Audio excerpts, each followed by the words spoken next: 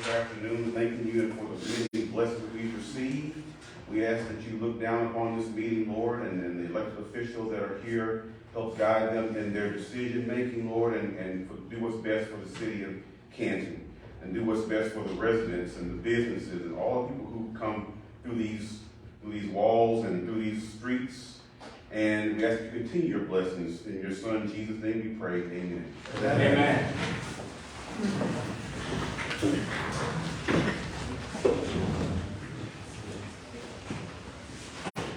Alderman Rodriguez Brown. Present. Alderman Fred Escott. Alderman Marquis Blunt. Alderman Les Penn. Present. Alderman Mon Gilkey. Alderwoman Mon Gilkey. Alderman Tim C. Taylor. Present. Alderman Lafayette Well. Present. Is that Ms. Gilkey out here? Huh? She is on the line. We have had the invitation. We have had the roll call. The mayor will call for adoption of the agenda. Do we have a motion? So moved. Do we have a second? Second. All in favor? Tim Taylor. Wells, Brown, and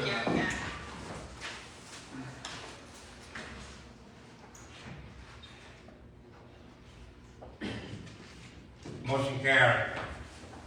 The agenda has been adopted. The mayor now calls for approval of the claims docket. Do we have a motion? so moved.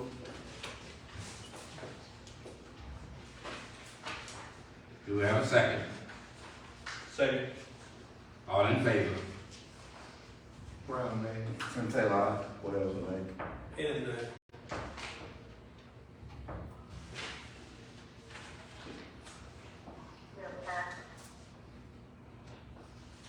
What did she say? Aye. What is that? 32. Truth rate fails. The motion failed for adoption of the claims docket. The mayor calls for approval of the payroll docket. So moved. Do we have a second? And second. Brown, man. Tim Taylor. Wells, man. Tim Taylor. And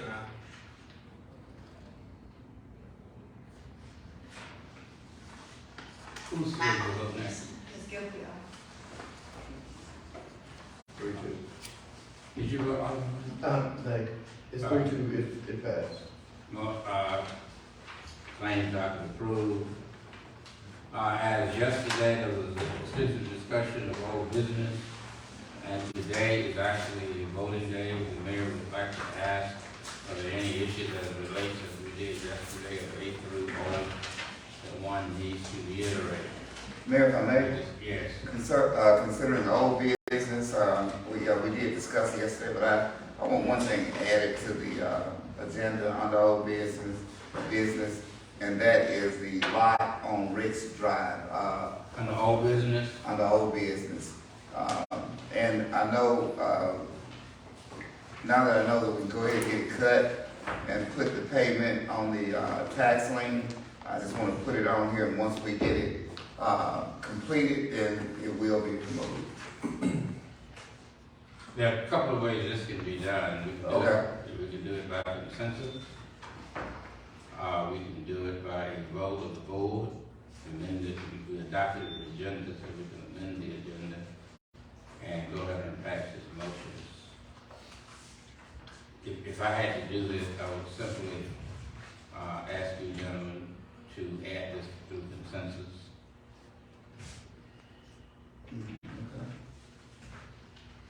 I have not yet any consent from the board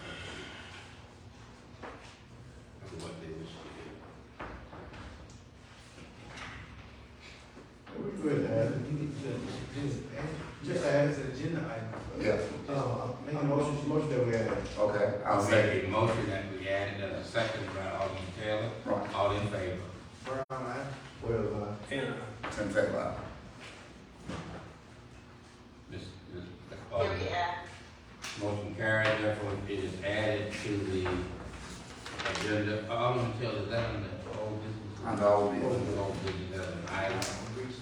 I'm ready to start. Alright, so we will make that old business the last one. To talk about the lots on Rich Drive, yes, sir. Okay, there has been an item added for old business. Are there any other items up for discussion before we go to presentation? Yes, sir. Before we get into presentations, Mr. Wagner Engineer, could we give them first? Yeah, yes, sir. Okay. I think that there's no discussion of all business. Mr. White, Darren, will you come forward, please? Yes, sir.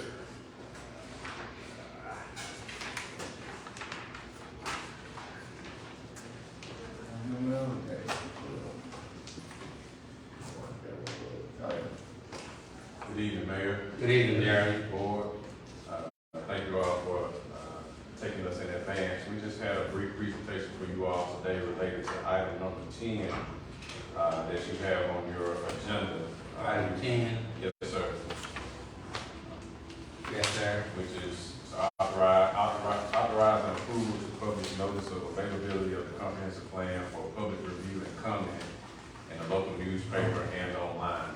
So this is just a follow-up. As you all may recall, first, beginning of the year 2022, we all tasked Wagner Engineer with updating the comprehensive plan. And this was primarily related to the city complying with state statutory requirements as related to the city annexing new areas into the corporate city limits of the city of Canton. And this document just basically guides the policy making of the city as it relates to your planning, economic development efforts as it relates to the city as a whole. So Wagner completed that plan and delivered their plan to the city late 2022, I think around October, November timeframe. And so the next step is for the city to officially adopt that plan and to begin efforts of implementing what was included in that plan in terms of basically an implementation plan, which different recommendations in terms of projects and things of that nature that would align with the city's comp plan efforts. And so what we have before you today is just to bring this back to you all. We gave copies out to the elected officials and to city department heads for review and comment. And so the next step, as we stated, is to actually open it up for public comment. Yes, sir. And allow the public to review the document, have the document available online, have a hard copy here available at City Hall. Like I said, allow the residents to review and provide comments as well over a 30-day period. And based after that period, if there are not any comments, then the next step would be to officially have it on a following agenda to actually officially adopt the plan and to begin implementing the recommendations that are included in it. And so this will also allow any elected officials, any additional time that you may need to do any further reviews or make any comments or suggestions that you may have as well. And any comments that are received, obviously we would, discuss that with you all and make any necessary revisions, and then go from there. So is there anything I would I make a comment, and that is, when does the public review period start, and when does it end? It will start, so if you all approve this today, then it will start shortly thereafter. We will coordinate with Ms. Amos and get it published. We sent an email out that had just kind of a draft template of what that advertising would look like. So shortly thereafter, the mayor board approves advertising. I guess also additionally, what I'm asking is, when the notice goes out, it will be styled that the comprehensive plan is available for public review and comment. Yes, sir. Okay. And so if someone wanted to access the comprehensive plan for review, how do they do that? visit City Hall and review a hard copy here. Okay. We'll be able to remove it, but we'll be able to review it here, and then we'll make a digital copy available on the city's website. Oh, so a digital copy will be available? Yes, sir. Okay. Okay, would that be a part of the notice? Yes, The sir. method of review would be digital as well as actual paper review here at City Hall? Yes, sir. All right. Any other questions of Mr. Terry? None? Thank you so very much. Thank you all. Thank you, John. God bless you. Hey, get well, man. Yeah. I think you're ready to serve tonight. That's right. All right. Yeah. I'll take care of it. All right. Before let's throw a bit on. Sir. Which one? We need to vote on what you was talking about first. It's coming. It's coming, it's already. It's on. On item 19, the Item appeal, 19. would y'all want to go ahead and do that as we start or at the end instead of having it in the middle of the meeting, Item 19. the public hearing? I think you have a brilliant idea. We can do Well, it. thank you, Mayor. We can do it before we start and be through with it. Right. Yeah. Yeah, so we can, I think there's a consensus that we can do that now, if that's okay with the board. So, Well, we're gonna need, well, Mayor, Mr. Young had, introduction, maybe he'll be brief. Yes, sir. Mr. Young, Yeah, please. Mr. Howard Young. Yes, sir. Oh, please come forward, Secretary, man, Let him go first and do the appeal. Right. Yeah. To the mayor, to the board, Hello, how are you? we appreciate you all letting us come before you. I was instructed by Alderman Taylor that he wanted me to come and introduce our new CFO to you all. All right. Her name is Ms. Deanna, I'm sorry, Kehlani Banish. Her name is what? Kehlani Banish. I thought you said Miss Young, what did you say? Dr. Kehlani Banish. It's gonna be funny. Yeah, because I spelled. Right. Last. Hello, Dr. Banks, how are you? Welcome to the city of Canton, welcome to this city hall, and welcome again to CMU. Thank you. Well, Are there any questions?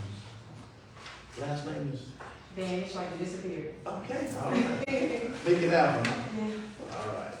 Mayor, can I? Yes, I sir. think, Alderman, Wells wanted to know about some garbage, how much we collected, how much was uncollected. Yeah, please. Ms. Varnish, she has, actually ran a report for us. Okay. I appreciate that, thank you so much, and I wanted to pass it out. Okay, thank And you. what we can do, I'll let you all have this and y'all look it over. Can you just tell us what it means, Dr. Banks? Yeah, it's just telling you what we've collected for the last 6 months, and what was uncollected. For the last 6 months? Yes, sir. well, why don't you go ahead and let her make a presentation right quick? Dr. Mansell, you said. But I Vanished, know. she's vanished. Yeah. Yeah, I did. That's what my name said. But she can reappear. She did, man. Come on and give us this report real quick.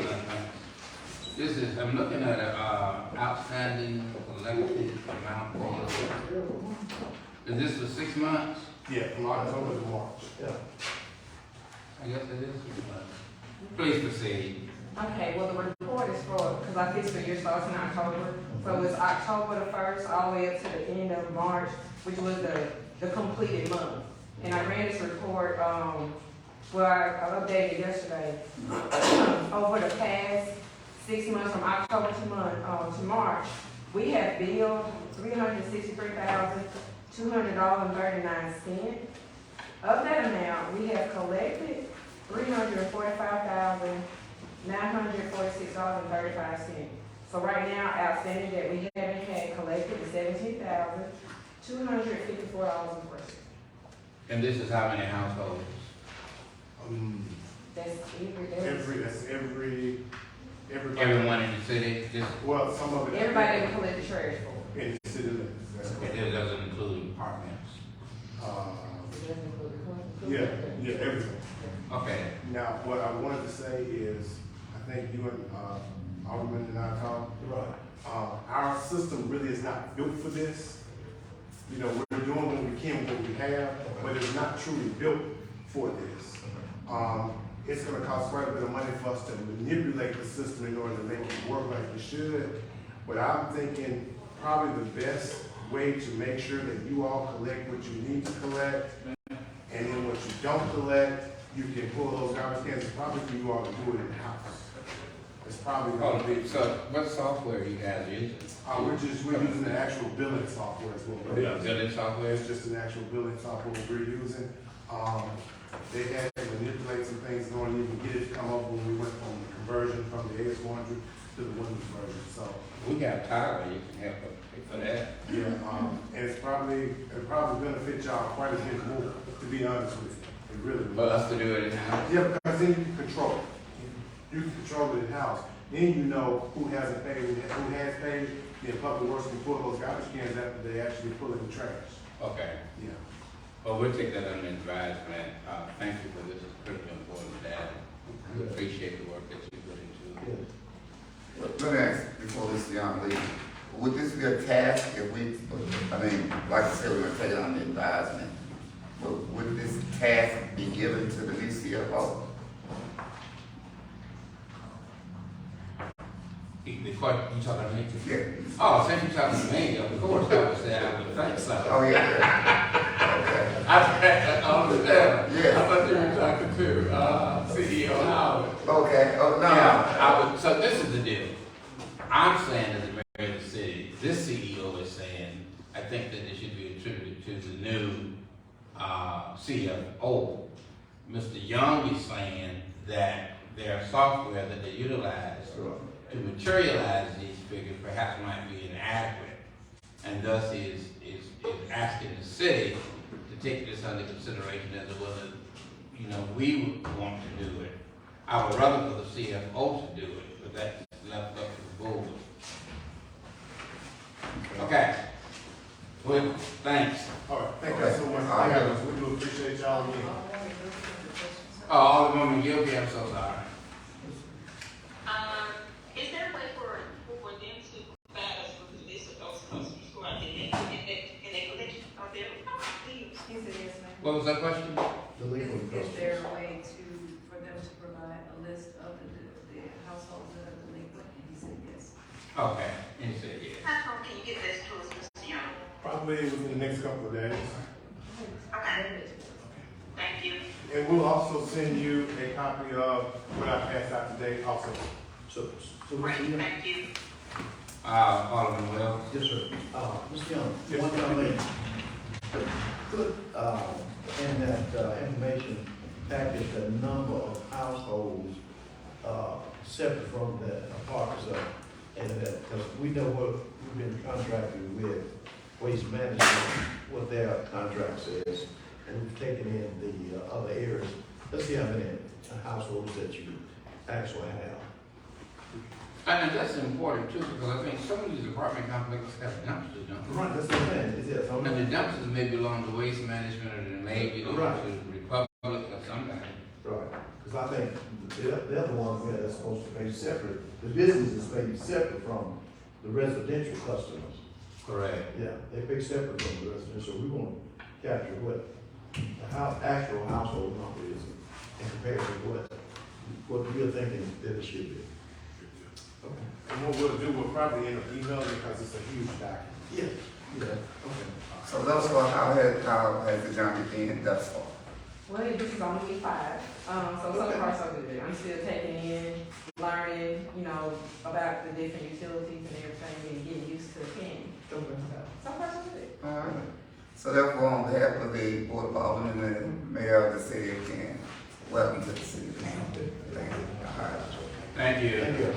As it relates to item 19, we are now in an appeal hearing. Those who are participating in this hearing, would you please appear before the board and address the podium. Are they here, Alderman Penn? I believe there's people here for it. Sir? I believe so. It's Alderman Wells' ward. Alderman Wells, are they here? I see a few of the residents, we see the zoning attorney, I don't see the business owner. An appeal hearing for James and Shirley. Shirley Shaver's right. Mr. James Shavers is here. Ms. Shirley Shavers is here. I'm gonna say the hallway. We can see. Almost Taylor went out there. Yeah, see if Mr. James and Miss Shirley Shavers are here.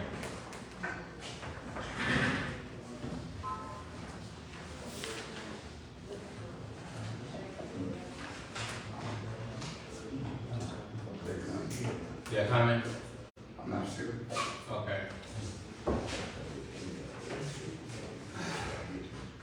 I think Jackie went out also too, I'm sure, I'm sorry. I think Jackie also went out. Yes, that's what she just asked me.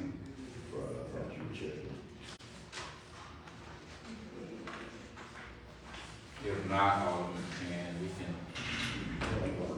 see back to item 6. Alderman Taylor. Can we give them a specific time to come? There was no specific Just time. 4:30, wasn't it? Right. Yeah, we sent the information out, yeah. Somebody should send some information to them. We told them, I know the last month when they came. Right, we told them. Yeah, we told them. Attorney Wesley, may I ask you a question? Yes. You can just stand there, that's fine. In this case, there is an absence of those who are the appellants in this case. What's the next step in their absence, if they don't appear? Well, I think they would have the burden of proof, so I would maybe suggest you take some action to finalize it since they didn't show up to prosecute the appeal, so it just won't be languishing out here. Okay. We'll just take some action. Yeah. And just to be clear, the zoning was denied, right? That's correct. Okay. All right, so we'll see what happens today. We'll go today in. Or is there anyone here to speak for it? Okay. Well, in that case, we would go to Alderman Taylor. So what did you say? Are you for or against? We're against, but we're on time. Yes, you're on time, yeah, that's what I'm saying. You're on time, you're against, so, that's what I'm saying. Well, we could very well. It's already been denied, and if we don't overturn it, it stays denied. So, Well, yeah, there's no appeal. they're not here, so there's no appellate process. Right. I guess the plaintiff's not here, so there's no But appellate process. I understand what she is, saying is we need to open the appeal and close the Oh, appeal. right, that's what it's So, Well, Mr. Evans would have to state that at the time, correct? Yes. Thank you, Ms. Banks. Well, the other point is that could we very well, the intent to expedite time was to go to item, what was it, 19 Alderman? Right, Was and to go to Alderman? And I'm not saying that I'm trying to rush anything, but Right. if, the meeting was at 4:30, the notice was to be here at 4:30, you know, if the people that are here against it, or people here for it, it's not fair to either side if people here on time, and therefore, you know, gonna be the ones here on time, the ones trying to appeal it are not here. Right. I guess my other concern was that since we expedited time to get to 19, as this agenda we're going to get to 19, and Well, we can go in order and. yeah, So then we it's can, still open, we had to close it. yeah, We said it's still open. It said appeal at. Well, Ms. Banks, Four. we already opened it, so. Yeah, right around 4:55. So, If you opened it, you need to just recess it. Just recess it then. That means it's still Okay. open. So what? You just recess it then. So Yeah, recess There's no time. until we come to it, okay. yeah, we can recess. You just recess it because it's still open during the meeting. All right. And that means we have to take off work and come back? Is that No, what no, you're saying? no, no. You just have to stay. We're saying that we're on item 7 and we're just gonna keep it. Okay. It just is where, what it normally been at this meeting. Alderman Taylor's placing an item on the agenda as it relates to the locks at the GS. Yes, motion. Yeah, we need a Need motion. a motion to reset. Give me a motion. I'll Second. So moved. Give me a second. Second. All in favor? In favor. Motion to recess carried. The next item. I don't can you hear? She didn't hear. You didn't hear. The next item on the agenda is that of the lot changes. Okay. Did she vote? Did you go get? She voted. Did she vote? All the women, did you vote? The phone went out, sorry.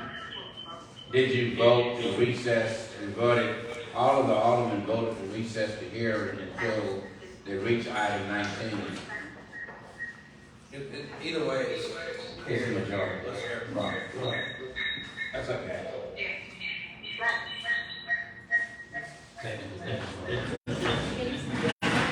I hear is feedback. I know. Can she hear you now? Can you hear me?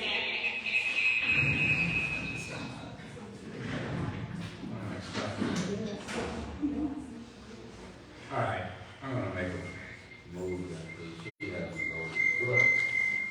Alderman Taylor, Yes. item 6, the lots that you were talking about on Ridge Drive, was that the next one? I think we present. He just put Yeah, it on. Oh, you put it on over Yeah. there, I'm sorry, okay. Yeah, Mr. Ed Jones on number 6 and, somebody else. Is Mr. Ed Jones talking today? You're right, they said he was talking today, yeah. Where is he? Please step forward, Mr. Jones, and thank you all well. Yeah, and that was the last one, presentation, by the way. Everybody else spoke yesterday. Yeah. Like I said, good Great. Good evening. just want to bring it to your attention, I'm not sure if you guys are aware. We, as a residential contractor, we're not able to pull a permit because the city do not have anyone to review the plans. So there will be a payment to the city, because I'm already building houses in Canton, bringing development in Canton. I built like 5 houses already, can't build one now. But I do blueprints, and I do have a contractor back here now I did blueprints for him. And he's not able to pull a permit. Matter of fact, I have 2 plans back there to ready for the review for the pull permit to be built. They can be a hindrance to the citizen, because if you know anything about house building, when you get that loan, you got a certain amount of time to build that house.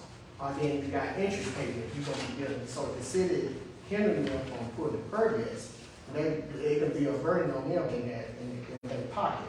So, I just want to bring to the board attention to see if there's any kind of way you guys can help, cause you can't pull a permit, you're losing dollars, and you'll change, the developer will turn and go somewhere else. Like I said, I'm building a house on Monroe Street, I'm gonna build 5 houses in the Johnson, so we got the appraiser up in Canton now. So let's keep the track going and keep everything moving and keep the momentum moving, but we can't keep it moving without y'all help. The process of putting a permit, we gotta get a clearance from CMU.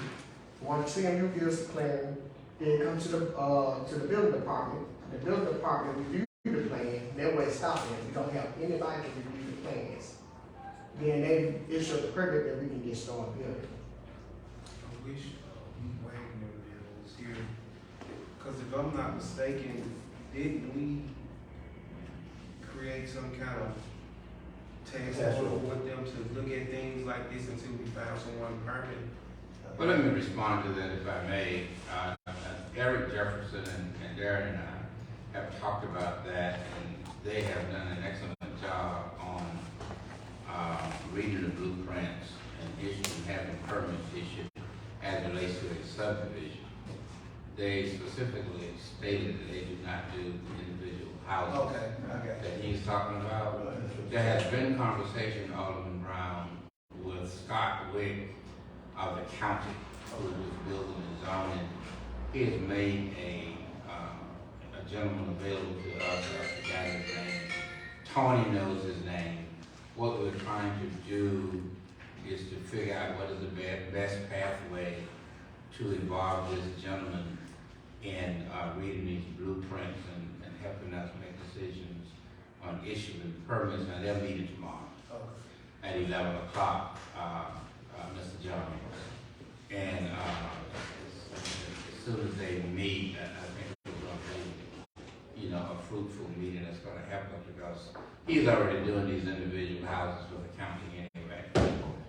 And once we get the word, then I would have to send that information out to the board and let them know that he's decided to do this, and then the board would have to, you know, approve it, disapprove it. I have a final say about it. So if you could give us until tomorrow, we'll have more information.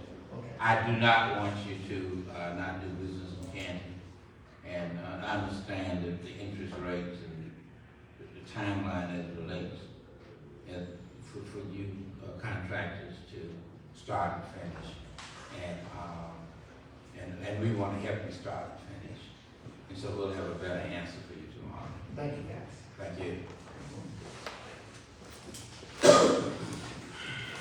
Who's next? That's it for public presentation. Okay. As it relates to item 7, authorize and approve the loan payment to Trustmark Bank in the amount of $26,000. You guys see it due after April the 20th, 2022. Is that right? I read that right. Yeah. Yeah. That'd be a year ago. Yeah. Well, I was asking for help. Yeah. I want to know if I read that right. I read the, yeah. Yeah. We're going to amend the motion to make a payment, to authorize payment due, 2023, April 20th, 2023. Do we have a second? I'll stay. Okay. Item was second by Alderman Rodriguez Brown and by Alderman Taylor. Brian. Second by Alderman Rodriguez Brown, all in favor. Oh, I thought you said, Alderman Taylor. Oh, yeah. Tim Taylor. And, Well, Brown man. Is that who is supposed to vote? Alderman Gil. I don't think she is here now. At any rate, Can you hear someone guilty? I don't think so. The motion carried, document, Can you hear us? Okay, they're voting on. No. okay, she said that motion carried. Updated discussion of 136. How you vote, let's go. Oh, Fraser? Yeah. What did you say? How you vote on item 7, the loan payment to Trustmark?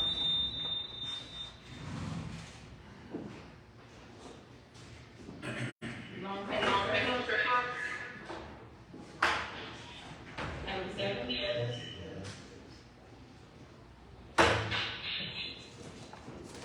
you yours real quick. Yeah. Was it, I'm thinking, he's gonna be mine. See, Is that one too? either one? I said, Can you guys all that stuff? What's the vote so?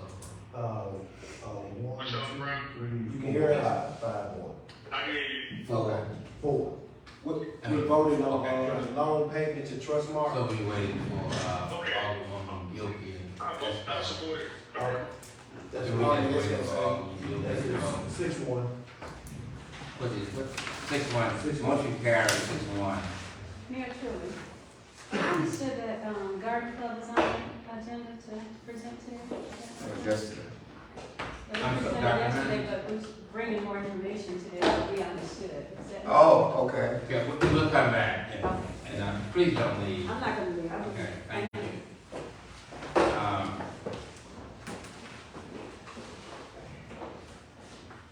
Updated discussion of 356 West P Street.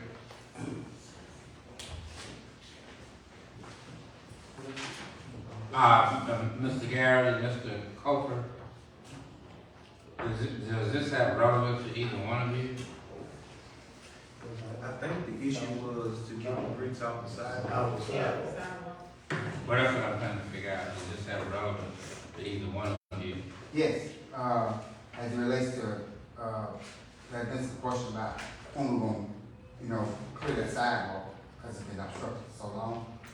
And, In front of the sidewalk? Yeah, in front of the sidewalk, the actual sidewalk in front of it, yes. So let me ask you this question. So, what is the relevance of the Historic Preservation Society in this matter as it relates to you removing those bricks? I shouldn't say you, I mean the city. I don't know the There's relevance. no relevance? Okay. All I know is as a safety and a state and the upcoming flea market, it's gonna pose a potential problem as it relates to the obstruction that's there. And, I was just following up on, from a few alderman questions, about the sidewalk. Okay, so you guys remove the bricks from where to where? We're gonna dispose of it, we move them. You gonna do what now? Dispose of them. Landfill. You gonna dispose of historic Yes, bricks? we have no use for them, other than landfill. Absolutely none. I think you can do that.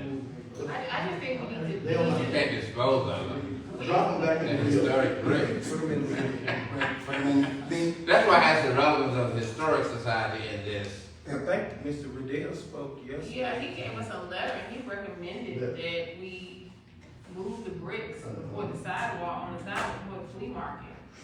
Now, what we need to do, I would think, is just ask them, give them a certain amount of time to remove them themselves. To get them themselves and remove them. Well, I think that you're absolutely right, and I think there should be a timeline. You're less than a month away. Sir, You're less than a month away.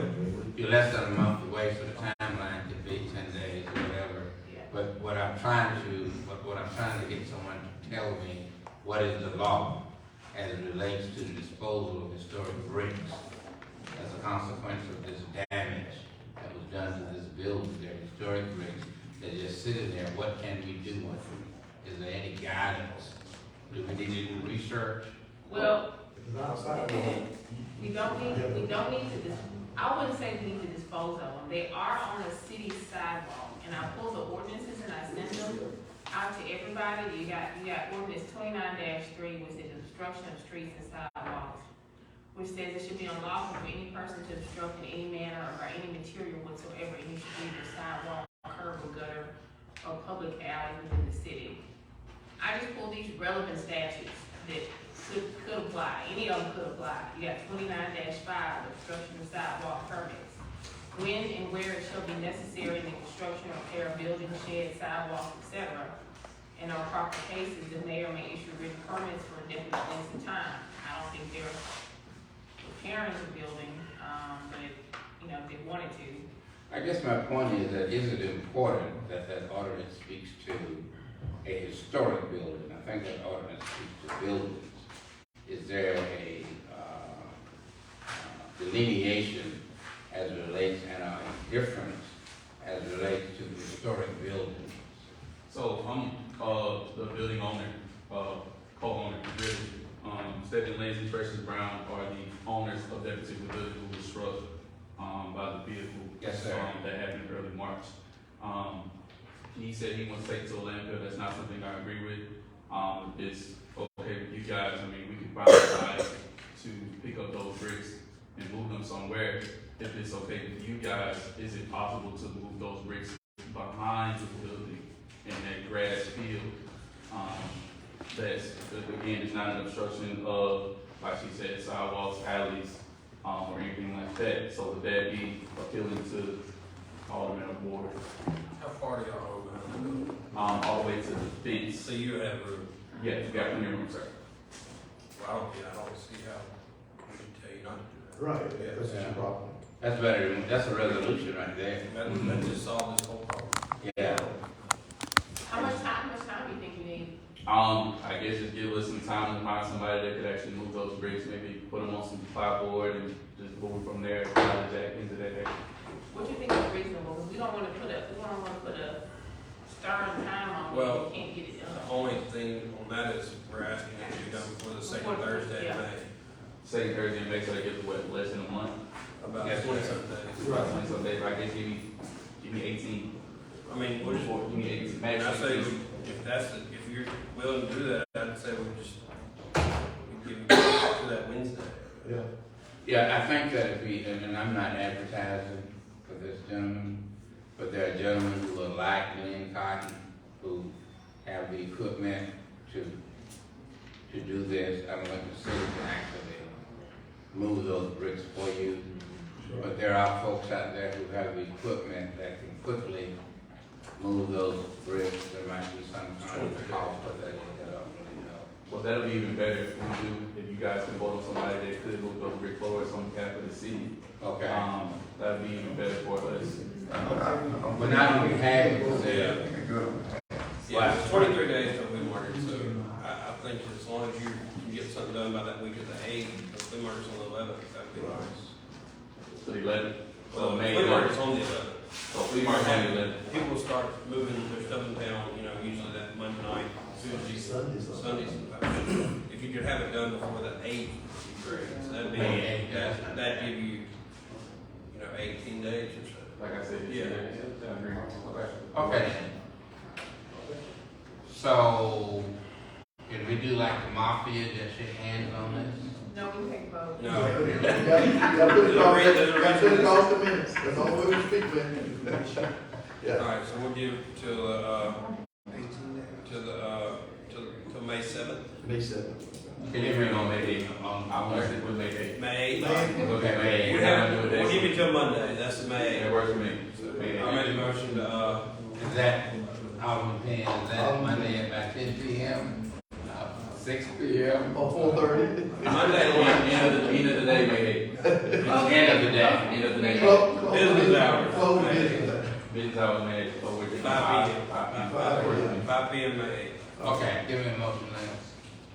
Motion to, allow, what's it?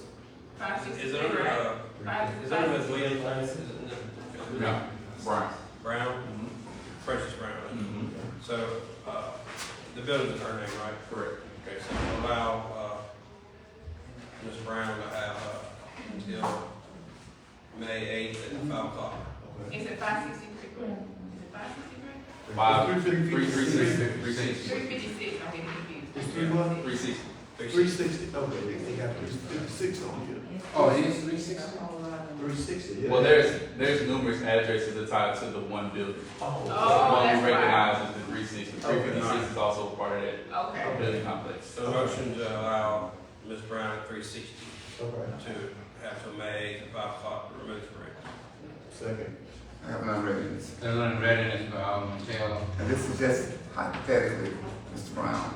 What happens if he's not able to remove the book bricks by May 8th? What will be the consequences? May 8th is what day is that? That was a Monday. I mean, my Yeah. call would be, kind of like cleaning the house up. If they didn't get it done, then the city would have to move in and get it done, then we'd have to, charge them. Charge them. Yeah, that would be the consequence. So let me make sure I understand. What you're saying is if it does not get done May 8th by 5 o'clock, your plan is to have the city move those bricks and charge us the fee to have those bricks moved. If you are going to do that, I might ask, where are you going to move those bricks to if you're going to have the city to do so? Probably the same in back to what, the back of the property? No, because we can't go on their property. Landfill got a question because there was all. Right, no, we agree with that, but that's, it kind of gives you more, incentive to go get them up, because I guess what we're saying is we can't wait until, say, Monday night, nothing's been touched yet for 18 days, and then all of a sudden take your word that, well, okay, we'll get out there tomorrow and do it. So what we're saying is, we're gonna give you that time, but if it doesn't get done by that time, we've gotta step in and get something done. I understand that, but my question, Oh, I don't- my question presented to you was, Have enough time to have an emergency meeting and do something. Yeah. Just have enough time to have a quick emergency meeting and do it. Well, I think what, I think that we have a willingness to, to work with you, to see that this is done. I don't think there's anyone that wants, y'all don't want them in the landfill, we don't want them in the landfill. Right, Yeah. nobody wants to. Yeah, Because those bricks have to be put. Yeah, and the only thing I'm saying is, yeah, we wanna work with you, no doubt. But with anything to come up, Right. Mhm. yeah, anything to come up, I agree. the weather, anything. Mhm. So we give you a deadline, you don't meet the deadline, then we gotta say, what are the consequences Right. going forward? And I understand your standpoint on the consequences.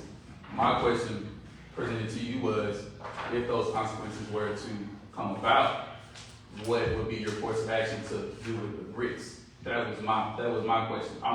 My main concern is, I understand your deadline, but my main concern is the bricks at that standpoint, because landfill, like we all agree on, is completely out of the question. So if the deadline comes about, the bricks are not moved, what are you going to do with the bricks? Is my Let question. me answer that To if you. I may. First of all, that's an excellent question. Secondly of all, as we discuss this right now, there is not an answer. Okay.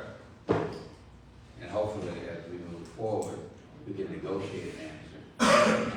But right now, we don't have a workable answer unless someone has a workable answer. Well, I guess, Alderman, go ahead. Alderman Wells. My question is, and I understand what Mr. Brown, Mm-hmm. I understand what he's saying, but Alderman Taylor's, well, just. Well, Alderman Taylor is correct. He wants an answer. Right. What happens is, if we move them legally, what can we do with them? Right. That's what we need to find out. Well, I think. If we move them. Cause I don't think we can stage them on this No, property. we can't say them on the Yeah. property line like legally. And so, what I said was, someone else in this building may have an answer. I don't have an answer to that question as it relates to the historic bricks. In that case, we have to go through the abandoned property, which takes, It wouldn't happen that week. It would would not. happen. Right. You'd have to pick it up and go through the abandoned property statute, and you have to notice it to be abandoned property. Right. You'd have to go and have another emergency meeting real quick and go through abandoned property statute. And that's the process. So abandoned properties also pertains to historical bricks? If it's it's abandoned property, it's abandoned property. Okay. It's abandoned property. Mm-hmm. But we have to go through another meeting to determine that. Okay. We just hope that y'all, we don't wanna work with y'all. Well, I never make any guarantees, but I'm pretty positive that we'll get the bricks moved by May 8th, if I pray. What's your first name again? I'm sorry. Redarius. Redarius? Mm-hmm. Okay. Look, Redarius, Redarius is in the military. Mm-hmm. And is it the, Reserve. sir, Reserve. is in the reserve, serving our country, young man from Canton. And I just want to congratulate you for all of the successes that you've made from birth to today. And I know it has not been easy, but congratulations. And as the military said, we need a few more good, strong men. And you're one of those, and thank you. Thank you. I appreciate it. Yeah, thank you for your service. Glad to do it. Yeah, so at this point, and we know where we are, and we know the date of this calamity, what's the plan going forward? After you get the bricks cleaned up, what's the plan going forward? Okay, so we talked to Robert, I emailed, so initially I called Antonio Brooks on, I think that was last Monday. He gave me the number to Robert Riddle. I called Mr. Riddle, I didn't get an answer, his text machine said text me. So I texted Mr. Riddle. Mr. Riddell. So Mr. Riddell did get back to me on, I think that was Friday, and gave me the format that we need to do in order to get the building back in order. Okay. That format is do an application fee. Also, we have to do the plans for the building from a contractor. We have to present those plans to you guys, I think every first Thursday at 4:30 is when you guys meet. Was what the email said. Those plans must also right. And then those plans must also have, I think, 5 or 6 other plans to present to you guys, so you guys know what the layout would be like. So as of right now, that is the current plan, to find a contractor. From there, we'll do the application fee. I think it's $50 if I'm not mistaken, based on the email. After that, we will present the schematics to you all. so we can get a permit, so we can get started, the work getting done. Okay. Thank you. Yeah, at the last meeting, Mayor, this question is proposed to you. At the last meeting, you were gonna contact Historical Society. Yes. Did you get any information from them? Yes, I did. One, this particular structure does not qualify, because it is not on the landmark. And so it's not qualifying for grants or for money, so then the question is, what would be the alternative? And as I sit here today, the only alternative that I know of, would be the family would have to repair this unless there's some kind of loan from a bank or some other institution. But it's not on the landmark. So that is your plan to restore the building? Correct. Okay. Since this is new information to me, on Dr. Chu's response to your question, as far as that's a question that we've been waiting to get answered. Will we be receiving a grant from the city, from the state of Mississippi, since it is an historical building, or does it classify as an historical landmark? Based on what he said and we discussed before, that it's an historical building, but not an historical landmark. Well, it's a building in the historical district, but not an historical landmark. Make sure I get that verbiage correct. So I guess we have no other option but to repair the building. I think I discussed that with Stephanie, if I recall correctly.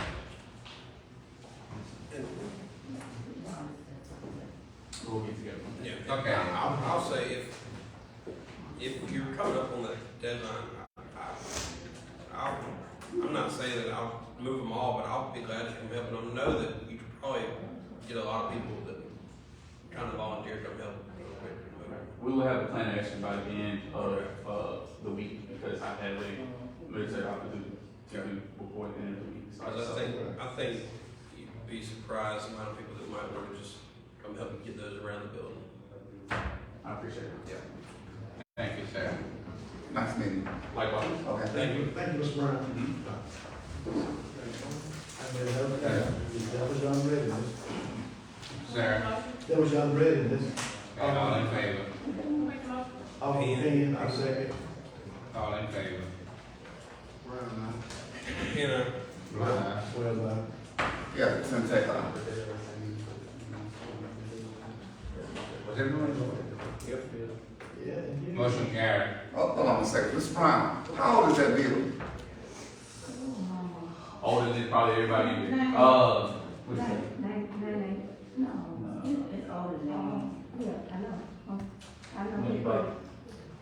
We're not sure. It has to predate. 40s, 50s, 30s. Okay. It has to predate 1936. I think probably closer to 100 years old. Okay.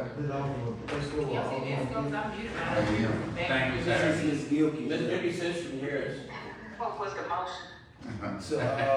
To give the, property owners to May 8th to clean the sidewalk off. Okay, She voted aye. All right, motion carried. It's still not on there anymore? He's no longer over. Okay. Item 9, consideration of approval of in-kind donation to Cantonian Club. Number 3, student candidate 73-1 for use of barriers and cones with street blockage on Depot Drive, August 5th, 2025, from 11 to 3 p.m. Necessary preservation for the public order. Didn't we discuss it before? Yeah, I think the question at the time we were discussing, there was one that somebody mentioned that cooking business was open on Saturday, but Chief Brown cleared that up yesterday and said that she is not open on Saturdays. Okay, then. Yeah, and that's that. What was that? You used to agree on that? I think the agreement's been done, but it was maybe some verbiage and that's ending. I don't think we ever voted on it. Like talking All in favor? so I motion Give me a second. it. Second. All in favor? Well, Yeah. yeah. Brown aye.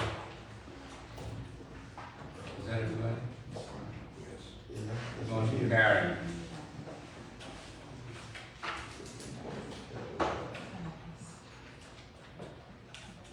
Number 9.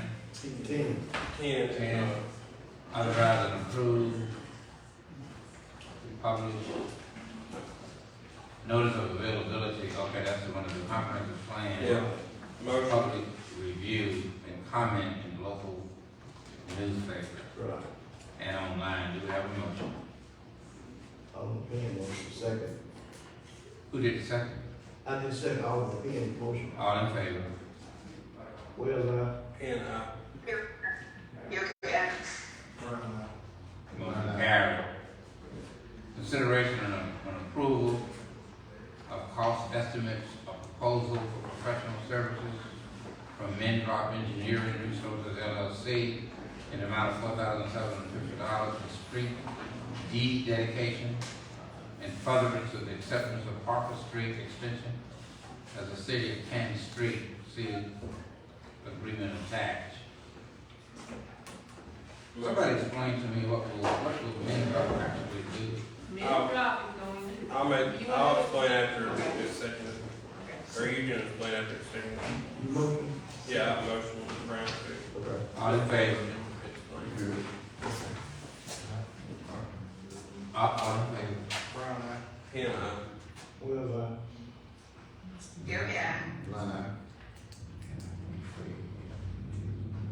that's it, Mayor. Motion carried. Item 12, authorize and approve the permit. Wait to decide part of it. I don't know what he's doing with that.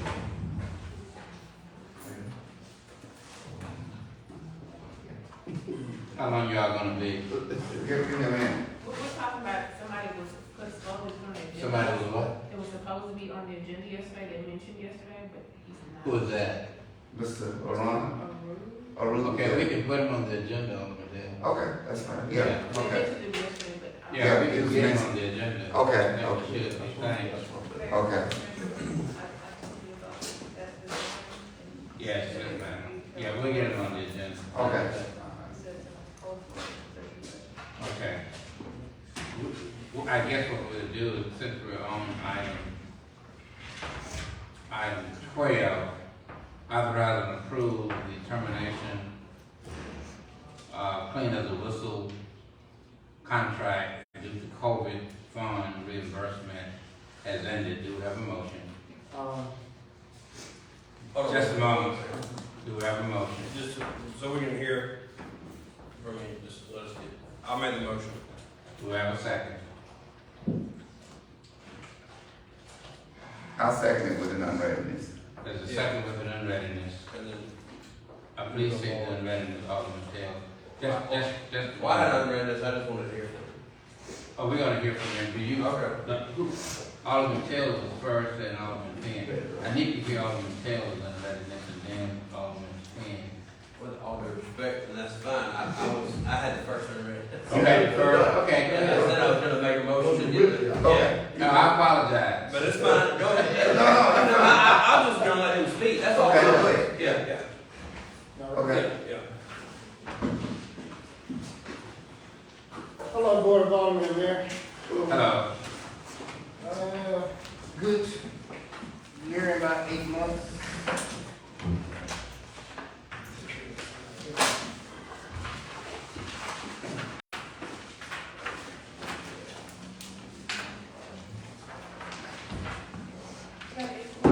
He got it for me.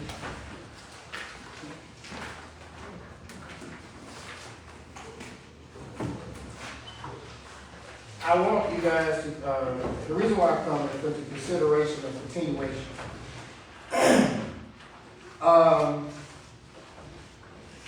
As I come to you and ask for the continuation, or consider the continuation, I think about when I had a podcast on Facebook, a show called The Talk. I remember a quote by Dr. William Truly said, "I want my job back." That's when he was running for office. Well, I want to talk about keeping this job because clean as a whistle benefit the city of Canton. Not only just the employees of Canton, The Clean House of Wilson donates all across this city. Now keep in mind, we only make $18,000 a year. And I want to run down those numbers. The first part of donation we got is McMill Elementary. They had a school supply closet. We packed it with my full-time job and Clean House of Wilson. We packed that room out. Not only that, all the different schools that had homecoming, just about every child that came to them, we're talking about 19 different kids. We sponsored them in some type of way. Whether we bought a full-page ad from them, whether we bought a business card ad from them, we sponsored them. To add on to that, not just Clean House of Wilson, but my full-time job along with Clean House of Wilson, have donated turkeys. I'm talking about over the course of 3 years, 100 turkeys in support of the city of Canton. We have donated to Our Daily Bread. We have donated to Parks and Rec with Alvin Davis and his crew to support that. So, and another donation we're doing currently, this Saturday.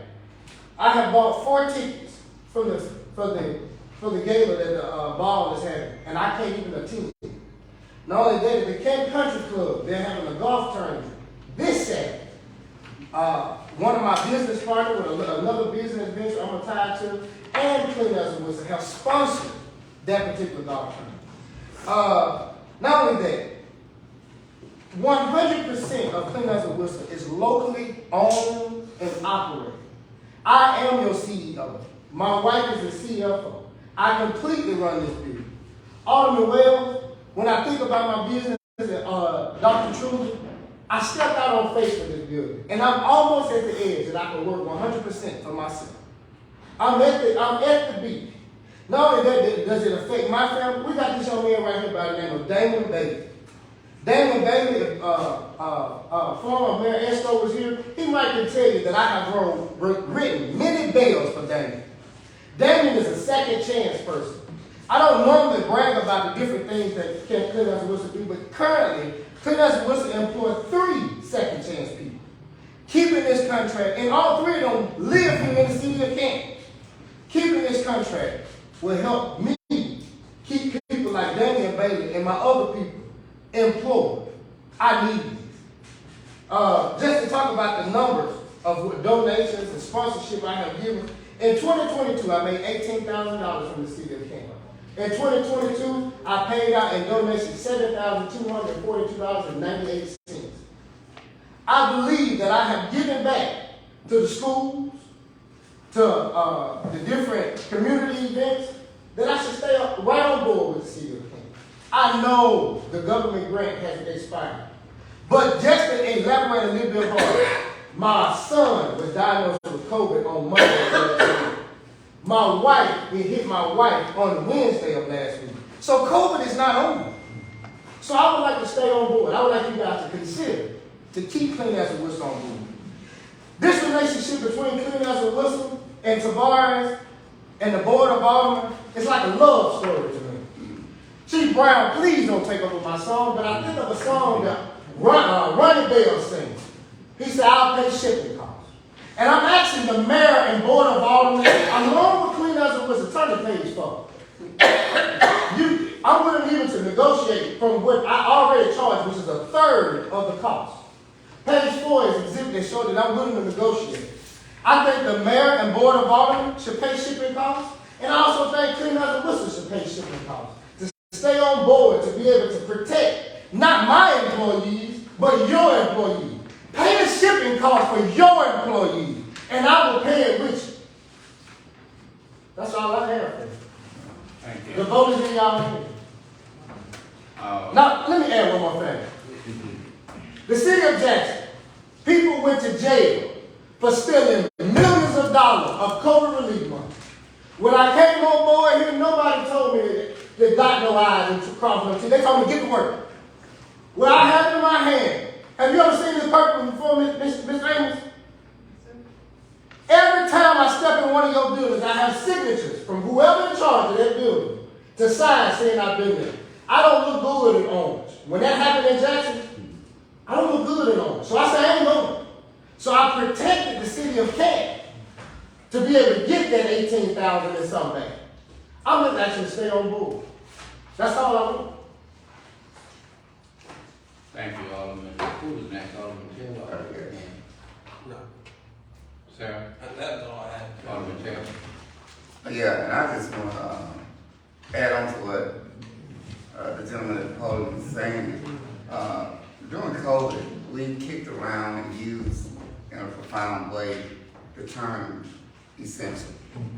Essential employee, essential people, which at terms states needed people. And as you indicated, COVID is not over. And I do believe that with a progressive attempt, that we can continue to do our part in beautifying the city and keeping the city clean and safe.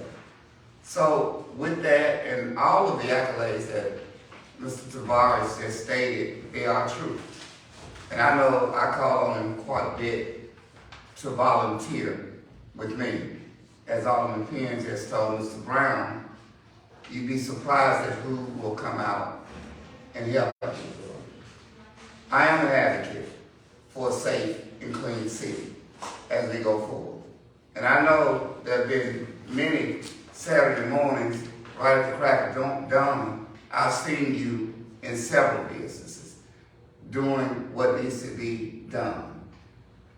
When COVID first hit, there was an outcry to shut down certain things. Number one was the flea market.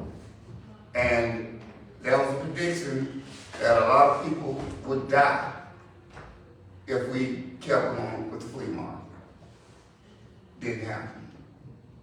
And on the same basis, if you look at the contrast, as many people at the flea market, they go through Walmart on a weekly basis.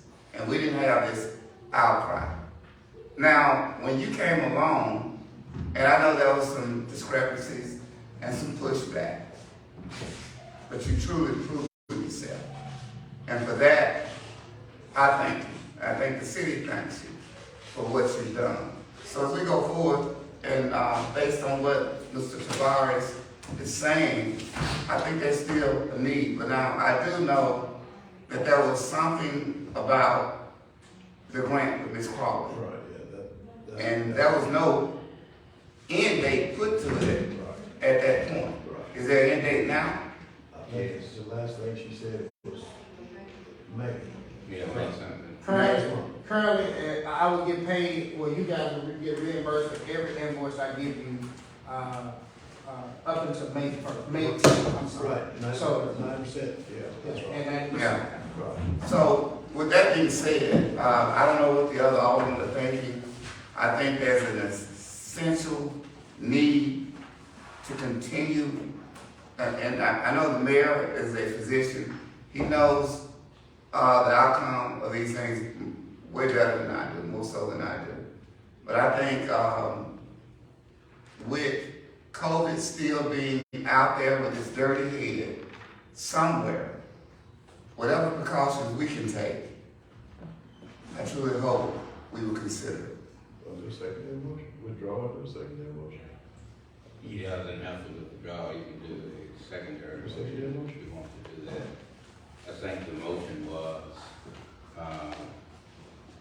what item is that? That's 12. Item 12.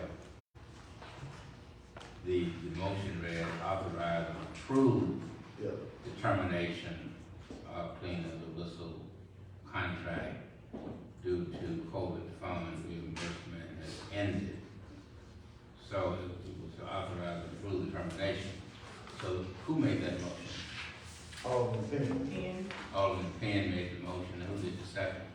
Alderman Taylor. Alderman Taylor did With the the second. unread. Yeah. With an readiness. So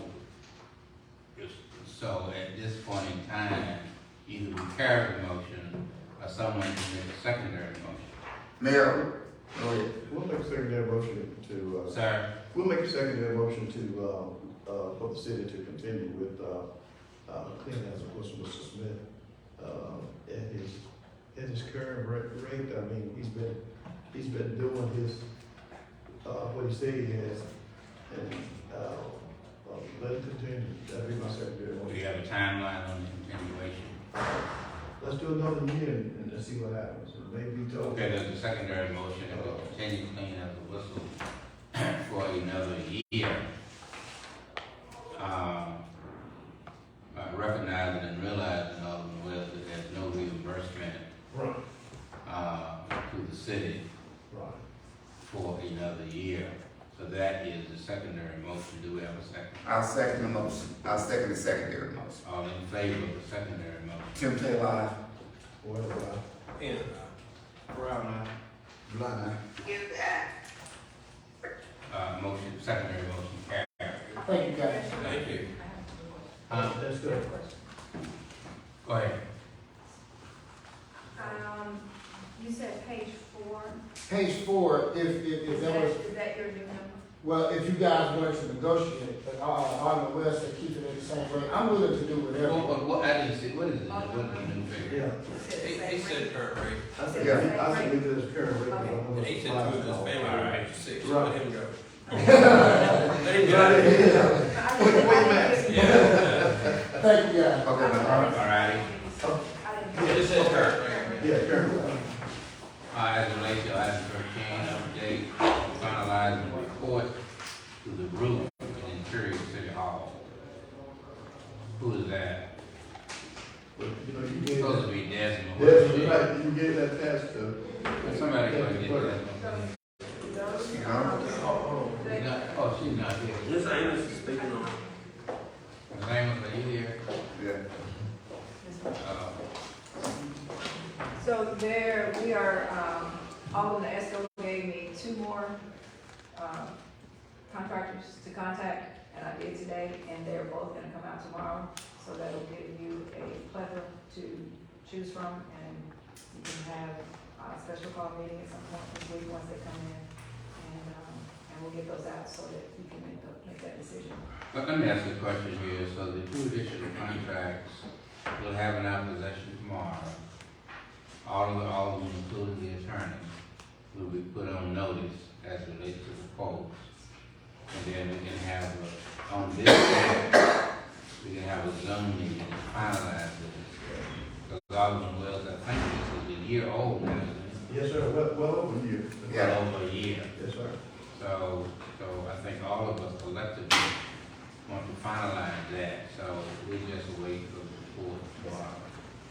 Mayor, if I may? Yes, sir. Yeah, with item number 13, as Alderman Wells stated, and also the mayor stated, we're going on a year. We moved out of City Hall last year in August. Well, we moved back in last year in August. And I think there should be a sense of urgency going forward. If this has been looking like this for absolutely too long. This is City Hall. This is the heartbeat of the city. When people come to the city and come to City Hall, they want to see something elaborate to some degree, something acceptable. In any other municipality in the county, when you go in, it's pleasant. This is not pleasant, and it's been going on for too long. I don't know where we are with our sense of urgency to get this done, but this is not fair to the constituents who pay tax dollars to come in here and sit in an abandoned warehouse, because that's an abandoned warehouse looks better than this. So I hope that we put some fire under our sails and go forward and get this done. I mean, everything in here is ridiculous to some degree. I look at the chairs that we sit in, they're tattered. I look at the floor in City Hall, it's tattered. I look at the ceiling, it's tattered. And is this where the city of Canton is going? We've got to put a sense of urgency to this. We moved back in August, we're in April, going into May, it'll be August again, and we may not have anything done. So wherever the fire needs to be lit, I think we need to do it, and we need to show just cause, because this is absolutely ridiculous. Thank you. Any other comments? There are no other comments, and thank you. There are no other comments. We will move on to item 14, consideration of approval of reimbursement for notice for solicitation of proposal of the knuckle boom. And no bids were received by the April 10th, 2023 previous deadline. I think we need to go and I think what Melvin is asking us to do is to re-advertise for the knuckleballs. Is that right? So is it here? Yeah, Alderman, did you say so move? Alderman Brown? Yeah. Alderman Brown said so move. Give me a second, please. Second. I have not read this. Is Mr. Garrett here? Yeah, discuss on why we. Okay. Oh, excuse the ladies. All in favor? Brown, Yeah, Tim Taylor. Yes, sir. Motion carried. As it relates to authorize and approve to double the fine of $203.50 to $407 for going the wrong way on a one-way in front of the school, ma'am. This evening, Attorney Bates sent out a. Hold on a second. Okay. Just a moment, all y'all can't talk at one time. We're just trying to get clarification to come through. I just want to explain what, because the agenda was complete. This evening, Attorney Banks sent that the current fine for violation was $250, the proposed new fine is $500. And today, when I spoke with Chief Brown, he said that the fine was $203.50. So that's why that's on there, so it needs to be amended. That particular item. Need you to amend it to what now? To $250 according to, for what, the attorney sent this evening, instead of what is on the agenda. Instead of 407? Yes, sir. So it needs to be 250. To 500, yeah, from 250 to 500. Oh, 250 to 500. Yes, sir. I got you. I got my numbers from my. What you going with that? For going the wrong way. Yeah. We just need to adopt a resolution. All right, somebody give me a motion saying this is kind of adopting a resolution to double the fine from $250 to $500 for going the wrong way on a one-way street in front of a school. Is that right? No, it actually is a resolution of the mayor and board of Alderman of the city of Canton determining that violators of Mississippi Code 633605 are subject to an increased fine totaling $500. The current fine for violating 63305 is $203.50, including state and local fines.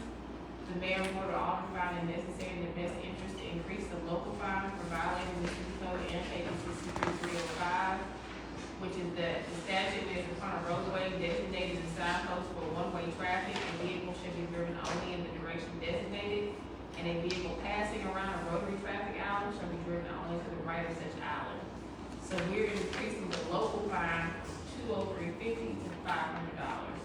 So, Oh, it's from 203. yeah, that's our local fine part. 203.50 to $500. So $500 is the max that we're gonna recover on Okay. that fine. So we're adopting a resolution To enhance the fine. to change the local fine from 250 to 500. And it's not necessarily in the school zone, but Yes. there's about 5 or 6 Okay. one-way streets. Any, in the yeah, city, okay. Any one-way All right. street. So all streets, that. All Any one-way one-way streets. Okay, But We it's got only it. about 5 to 6 of them. okay. Alright, so the motion should read authorize and approve to increase the fine from $203.50 to $500 for going the wrong way on any one-way street. Yeah, and just approve the resolution, and it's got all of it in there. Okay. Where's the resolution? It's attached, It's in your packet. yeah, it's Okay. attached. So not just the school. Not just, Not just the school. Any one way. Chief Brown has the impression that it's the school. no, it's got, So maybe the motion should be to approve the resolution. It just should be approved resolution. Yeah, there's a motion to approve the resolution with relevance to changing the fine from $203.50 to $500. right. Does that meet your approval, chief? Does that meet your approval, chief?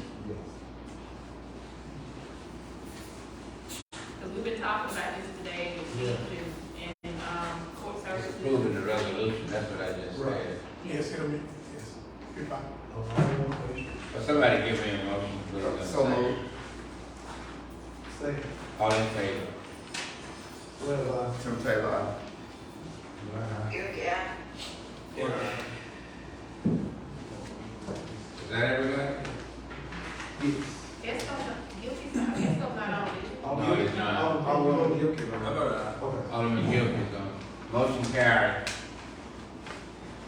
Authorize and approve.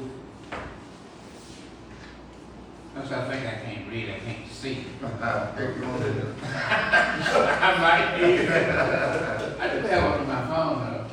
Yeah. Authorize and approve an amended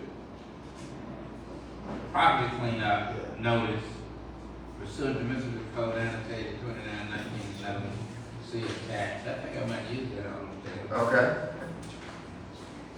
Do we have a motion? So move. Do we have a second? I'll second. All in favor? Well, Tim Taylor, Aye. Yeah. Gilky, aye. Motion carried. Authorize and approve job description and salaries to be sent to temp service. What's that, what? Those were city clerk. Those were building and zoning director. You want to do those in executive session, or we doing this in executive session? Well, Cause you want to talk about the salaries. yeah. okay, we can move to the executive session. alright, We need to make a motion. Yeah. please do. Motion to move to executive session. I'll second the motion. All in favor? Tim Taylor, Brown eye. Well, Gilky, aye. And, Motion carried. Authorize and approve the state price from John Deere. from what state price?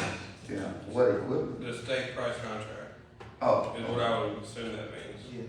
Yeah, state contract first. Okay, where do I sign? Mr. Garrett said he had the contract. What is the contract saying all around? It was for, What is it here? It's to where we're not buying a hay baler, so We're not buying what? we're buying lawnmowers, not hay balers. yeah, I think it's Tractors, tractors, Right. push offs. because we don't, as of now, we only have one tractor. Right. You wanna take this back up, we go back? It seems to me that ever since I've been here, we've been buying tractors. You absolutely right. You should go in the farm. All right, well, can we come back to that, because he's not here. Okay. That's okay. He'll be back. Yes, ma'am. You I signed can it. sign it? He said he signed it this morning. Oh, good, she said signed it this morning. Good. Make a motion, we approve. Yeah, We need the dollar amount to put in a minute. Give me the dollar amount. You got the, yeah, we need the dollar amount, we need how many tractors that are going in minutes, how many bush hogs, and the dollar amount. Right. I think he said four tractors. Four tractors. Yeah, 4 bush hogs. He said they were gonna, honor some state contracts. 4 and 4. That's Four what- tractors and 4 bush hogs. Do they have Let minutes? me ask you a question, Alderman Gale. And who's keeping up with these, because they seem to be disappearing. Keeping up with what now? 2 or 3 of them are all in the shop. We're buying tractors. They at the shop, man. They told me. They're in the shop, they're torn up. Ms. Cole? Can't hire anybody to drive them. Once we do, they Somebody drive them can up. call Marvin Gaye, ask him what's going on. Every time I turn around, honestly, we're buying tractors. We have So what happened to the tractors that we just bought? We have 4, 3 in the shop. Alright, so, stop. So what are you saying? You're saying that all of And then somebody went on and got all orange tractors. And we lost a bunch of free tractors we had that were green because we kicked them to the curb for orange. And now the orange tractors can't get repaired because they're all foreign parts. Are y'all serious? So can we sell them? Yes. So now we're trying to go back to John Deere. Can we sell them to John Deere? Yes. Yeah, you can trade them out. If we ever get them fixed, we can trade them. Right, you trade them out. You get more for them. You can trade them out here. Others are not going to be much for. So Let's let's go. go. Rocking price by Dean. Mr. Cole, Yes, sir. we're gonna move away from this until Mellon reappears. So we can get some understanding because, I just don't understand what's happening with these tractors, all of the pens, talking about borrowing parts. How do we know that these things we're buying are not from China, Taiwan? When they were, that's why we can't get them fixed. Well, It's all of that. They quit all too. Huh? They tell me they quit all, they didn't have them for a long time, but like. But they're all, years. the tractors that are in the shop are all sitting down at the beginning. Right, oh, really? Yeah. What needs to be done to them? One of, I called last week about the, what they working on now, that they had fixed, the Chevrolet, they got another getting into the injector, so they got to inject them. But they've been sitting there, what, 6 months to a year? Well, it's also no secret that we're buying 4 more tractors from John Deere, so the owners have to have it sit in front of the line. Alderman, well, we're wasting money, I'm just gonna tell you, point blank, eyeball, it makes no gender sense to me. It Budgeted doesn't. sense to what we're doing. It doesn't make any sense, but at the same time, if we don't get some more tractors and get some more bush hogs, you've got about 3 weeks before you get a handle on this, and it's gonna be too late. right.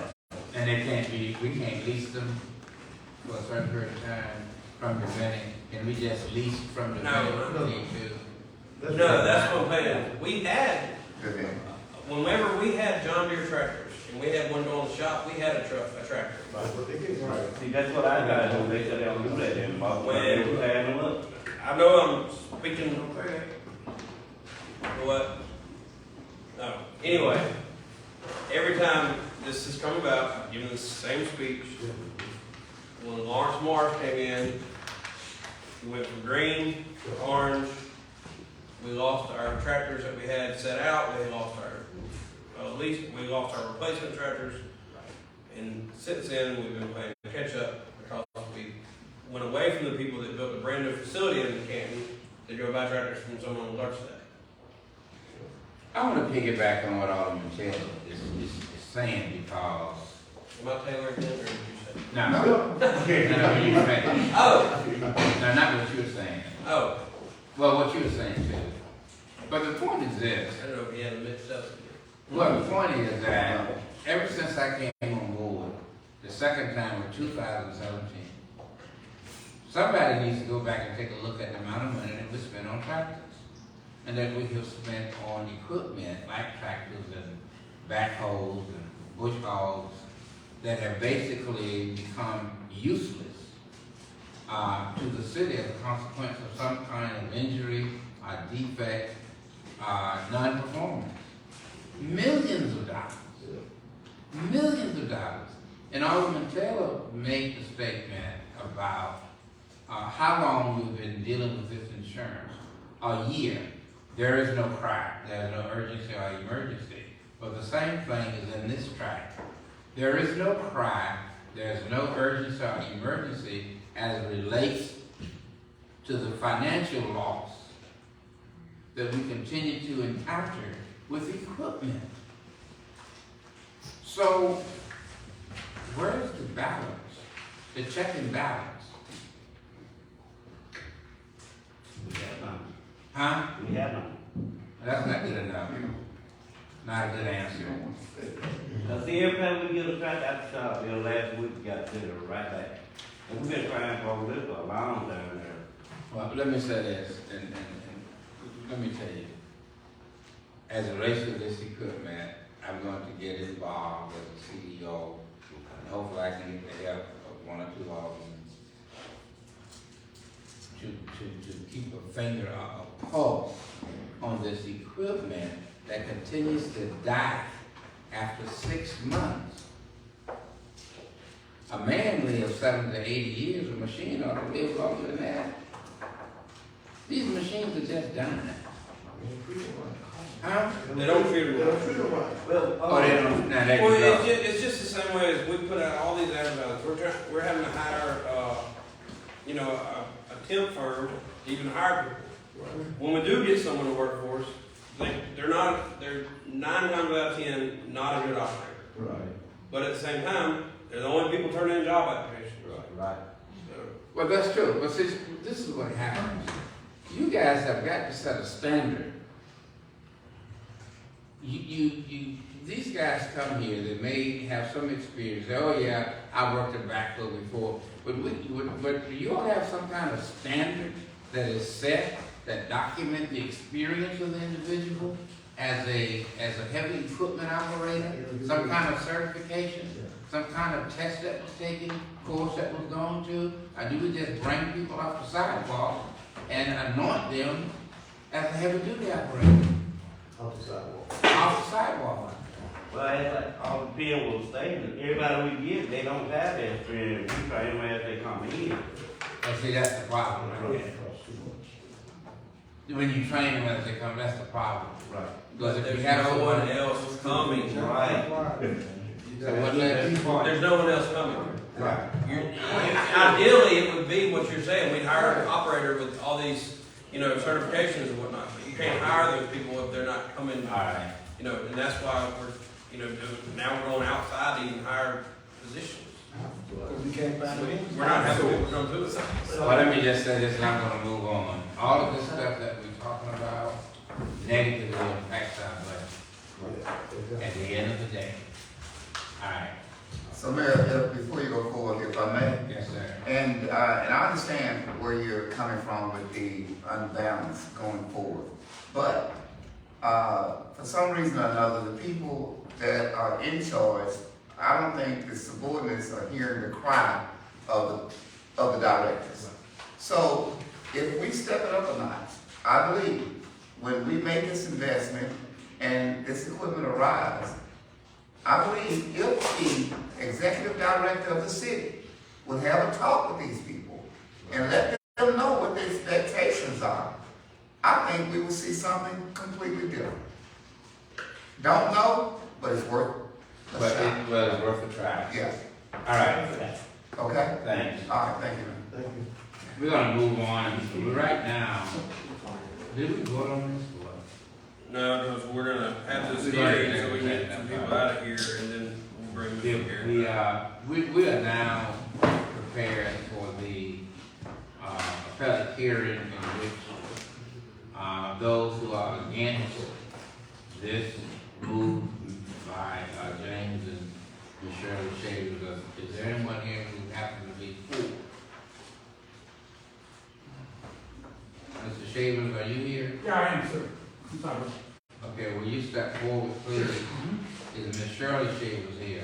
She's not here. Okay. Does Mr. Evans or Ms. Banks either one need to state the time or? Yes, you need to, open hearing back up since it was recess. 6:05. Open hearing back up to 6:05. Alright. We need to make a motion. Yeah, make a motion. We need to make a motion. Motion to open the hearing back up for. I second the motion. Shirley Savers, zoning commission, denied on 3268 South Liberty Street. The second by Alderman Taylor, all in favor? That's correct. And Tim Taylor. Motion carried. Mr. Shavers, we gather here today as a consequence and call for an appeal of the zoning commission for the great business, if I recall correctly, at 3268 South Liberty Street. There are also witnesses here who are against the project. It's the duty and responsibility of this board to hear both sides. And so we will hear your side and record your side Okay. now. Okay. Okay, yeah, well, I say I raised here in Canton, Philadelphia, and before I made Canton, my home as well. And I say wait 4 to 5 years, we worked hard to make a difference. Come back to Canton to make a difference. Get some comebacks because we had nowhere to go, we couldn't go anywhere in the world to live, We want to come back home and serve our people, where we came from. And we put our time, effort, and money into doing that project. We did research before we even bought this building to put a brake shop I thought, it seemed like a separate cut, because you're in a commercial zone, you got beer tire company, you got car lots, you got U-Haul, you got Piggly Wiggly, you got lofts, you got all kinds of stuff that do commercial, serve people. We thought having a brake shop up there, why have you heard of a brake shop? I've been going all my life, I never heard anybody have specialized in brakes. I thought it'd be a good Anthony to Canton, Mississippi, come in and create a brake shop. How many people need brakes? Everybody drive cars need brakes here and there sooner or later, And I thought it'd be, and it's clean service. I worked in dealerships. I worked for Midas Mother for 10 years. I worked in shops for the last 25 years of my career. And it's not like you come off the streets when you have new cars all sitting around, being disrespectful to the neighborhood. I came in to serve the neighborhood, not to be a so-eye to the neighborhood, as they call it. I just don't see why it's not appropriate for a brake shop, small brake shop right here in Canton, Mississippi, so we serve our people and try to save them some money. Okay, let me ask you a question. So, I do know in that area, correct me if I'm wrong, that there's an auto mechanic shop. Am I saying that right? That someone runs in the evening. Are you over there where Breezy used to be? Yes, sir. Where Breezy used to be? Okay. You're right behind him? No, that's the building. that's the building. Oh, that is the That's building. the building I bought, right. Okay, now across from, not across from Superior Tire, but is there a body shop, an automobile It's shop? a mechanic shop. There was one of the buildings that got burned down when the other two buildings got burned down. One of them was an auto shop, car, sell cars as well. I'm not very information. Okay. What happened. What was the reason? The mechanic shop is Myers, it's still there. I'm sorry. What burned down was a lumber, flooring business and the old used car lot. Right, there's still a mechanic shop down that way, there. Right. What was the reason? Do the same thing. I'm sorry. And Why? I'm sure they do, I believe they do brakes, oil changes and all. So why were you denied? I just wasn't here. Sir? That's why I'm here. It's a historical zone, and there was something that said that we couldn't have an auto mechanic shop at that particular location. I don't know why that's what we're here. Do you have any information about this, Attorney Evans? As to why he was denied, put his business, is that a commercial zone? Yeah, it's the historical commercial district AC1, and I really feel for the Shavers, but they ran into the problem with having the historical district AC1. That's a specialized district. There are very strict requirements. The way that district is written up, any businesses that are allowed in C1 and C2 are expressly prohibited in the historical commercial district. And as far as special exceptions, there are only specific item businesses that can be go in as a special exception. And unfortunately, Bird Shop is not listed as one. So let me ask you a question, talking about special exceptions. And Mr. Evans, you can come to the podium now. Let me ask you a question as the historic district and its prohibition.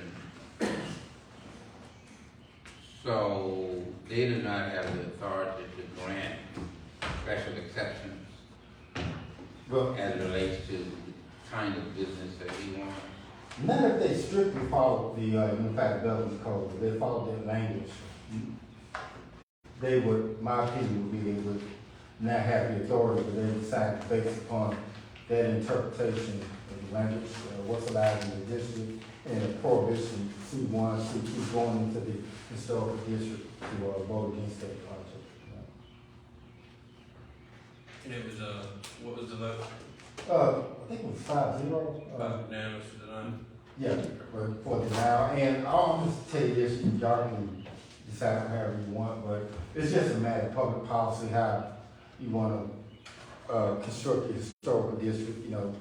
Different jurisdictions take different attitudes, and The A intent different of the jurisdiction ordinance. says what? Different jurisdictions take different attitudes as far as protecting their historical district, and the policy and what's the way the ordinance has been written is to try to protect that particular district and restrict what type of businesses that go in. Well, let me answer this question just from my understanding. Superior Tire is an auto mechanic place as well, isn't it? Well, I don't, if it's in the historical district, it would be considered a non-conforming business, meaning that it can operate if it existed prior to the adoption of the ordinance. So Prior to the adoption of the ordinance. Yeah. Yeah, So, everything yeah. on there, and I'm actually doing now what I was about to say, the mayor's kind of going down the road that we're not, this is a public matter, but yeah, that's what I would say too, that all those businesses you're thinking about, you're correct, they're all been there way before. Predated historical society. Predated the rules and regulations of that. Right. And they're outside the historic district. The line is drawn at Greg Guine's property. Okay. So they are outside. We're gonna get you in just a second. Just a moment, we're gonna have. Well, I'm on the historic preservation board. I know, we're gonna hear from you. We're not gonna let him call whatever you do. I'm disappointed that you're not more informed about this.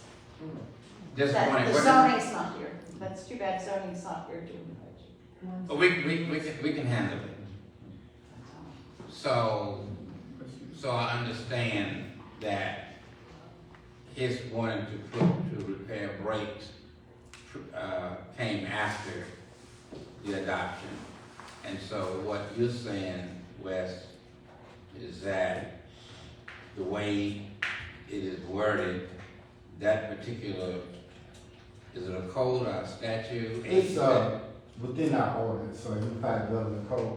And I believe Mr. Shavers at the beginning of the project was informed that this was gonna be issued. No. It was gonna be an uphill battle. Could I correct you? Yeah, go ahead. Yeah, yeah. I come back right here to the building property manager to try to get approval before I even bought the place. And the guy that was over the building department, he's not here anymore, and he went through the process with Lacey and somebody else, and they approved it. Otherwise, I would've kept my money in my pocket. They approved it. Who approved it?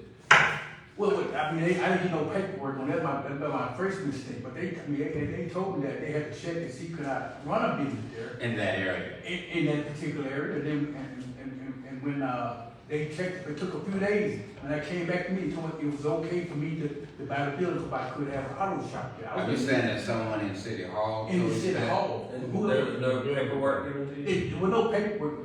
That's my trust in people. You know, I figured this is the city of Canton, professional base. I came Right, and that's what, we do have paperwork for that. Well, That's what I'm saying. That's what I should have got paperwork. I mean, I should have been given paperwork. But what the professionalism here, that's another demonstration. No, they told me it was okay. They told me they didn't know for sure. They had to check, and three or 4 days later, I came back and they told me it was okay for me to do it. I mean, why should I not trust them? I had no reason whatsoever to not believe that they didn't know what they was doing. Now, I didn't spend $50,000 for a building that I can't use. It ain't like I just went and bought the building and say, hey, I'm gonna put a mechanic shop here. I tried to get approval before I even spent the money. I don't think I should be punished for something that I would rely on my city to know about. Tell me if I can't buy it, okay, I'm gonna pay with that as well. I don't need it. I'm gonna live either way until I die. But just to spend $50,000, I mean, who got that kind of money? I don't. That's my problem. I mean, I could do something out beside our building, sit there and look at it. Probably they couldn't build on the street. I can understand that. It's a nice building. And I don't see why it can be used for a purpose. I mean, make cancel some money. I'm not the only one making money from it. They will as well for taxes. It just don't make sense. And the historical difference, like I said, I know you gotta say the pre-existing building that was here. Multi-service, listed as a permitted use in the historical district. Right. That's the way it was designed. Y'all have any other questions of Mr. Shaver? Yeah, Mayor, if I may, Yes, sir. and this question goes to Attorney, Attorney Evans. Yes, sir. Attorney Reeves stated, during the zoning, meeting that was once something similar to an auto mechanic shop once upon a time. And once it goes away, it cannot come back as the same.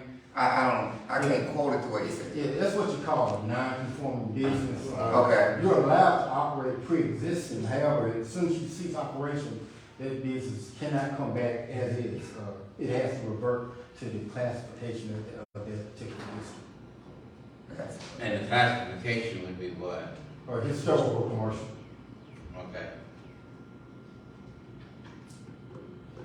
Are you saying on until it was once an auto mechanic place? Something similar to it. Yeah, we got stalls on a horse in it, so he did mechanical work. He got 2 stalls, and he got a Oh, horse. they did mechanical work? Yeah, well, he lived car, so it wasn't there for no. Yeah, but that wasn't the last business there.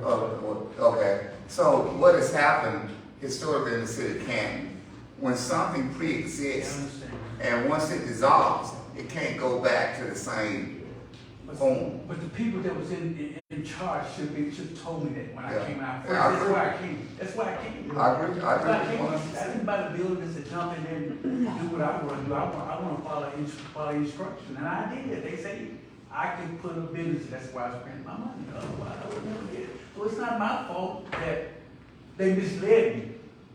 I mean, I got to pay for that because they misled me. I asked the people who else got to go through the county. Who else got to go through the county to ask about this? Yeah. Just a minute after that. To the attorney.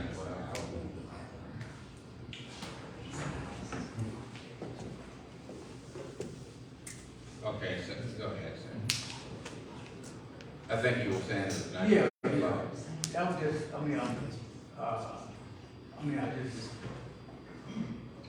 I thought I followed the correct procedure. I went to the people that folks had led me in the right direction. And if they have it, I want to be here to speak on this subject, you know. My question was, y'all asking, a lot of times you'll do a sale pending, you getting zoning approval. I haven't seen your packet, but did you, was it pending zoning approval? It wasn't a package.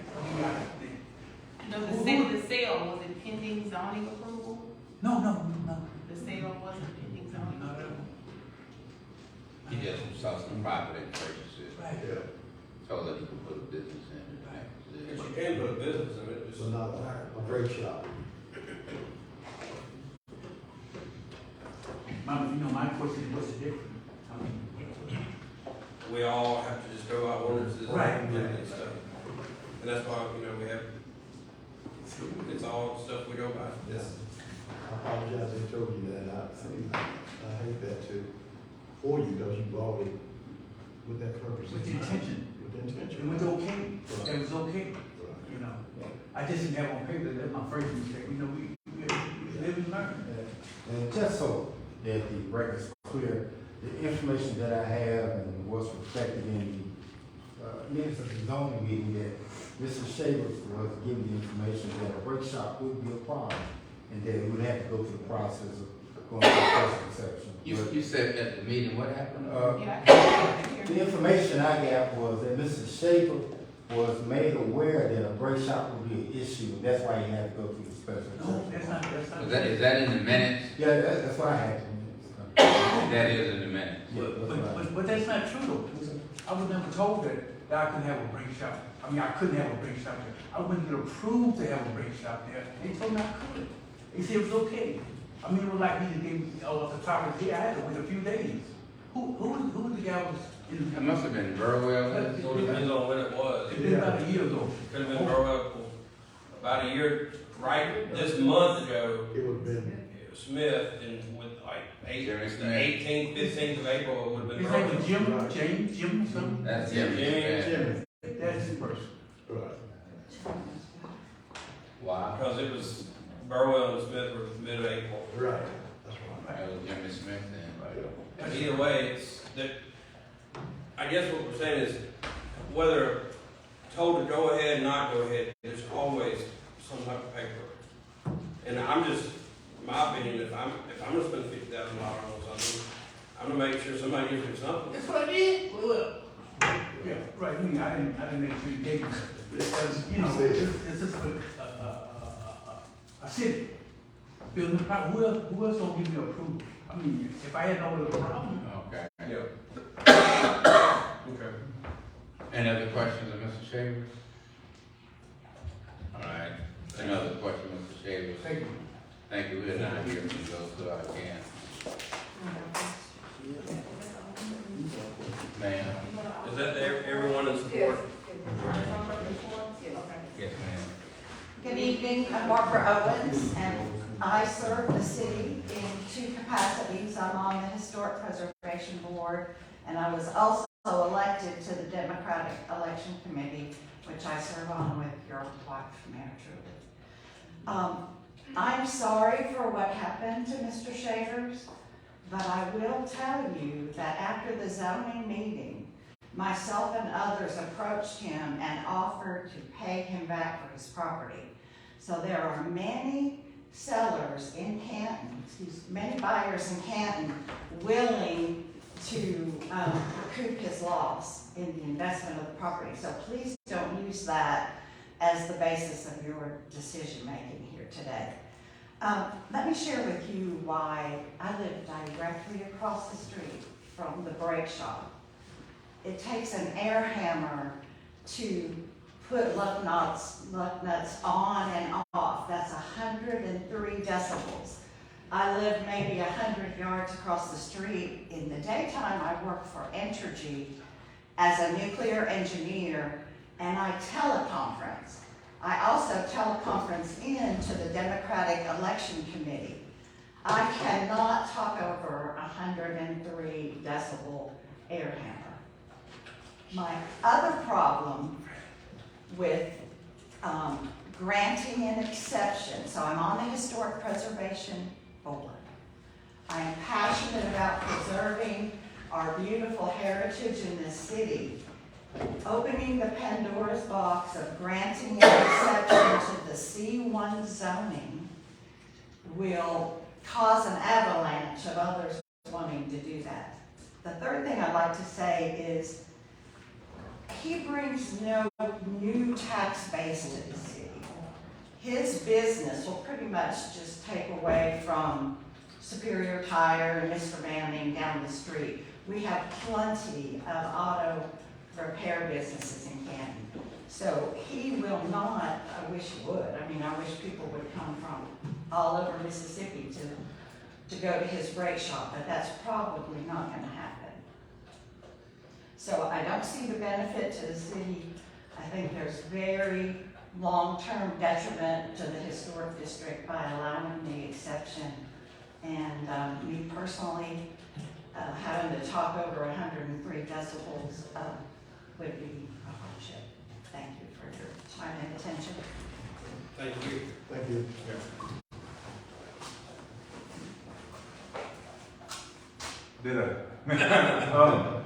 I'm Morgan Belote. I live directly next door.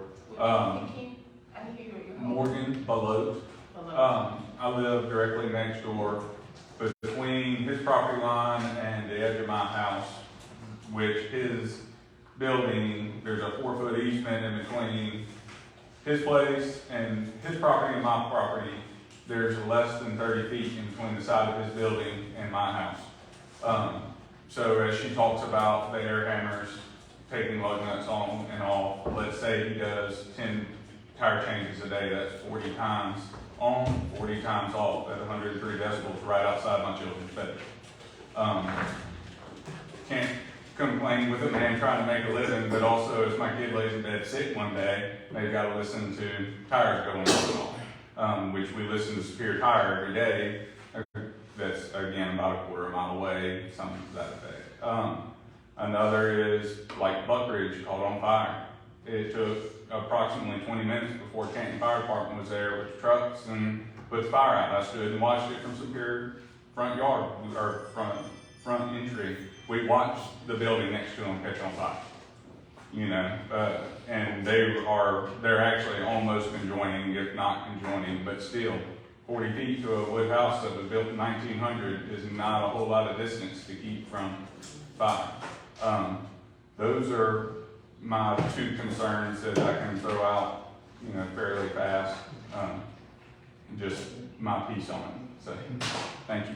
Just a minute, I'm gonna, do y'all have any questions? No, okay.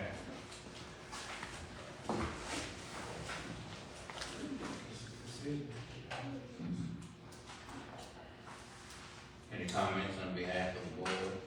We vote before or after we close it? Sir? Or that's Ms. Banks? You can close and then vote. Make sure there's nobody else here to speak. Nobody else wants to speak?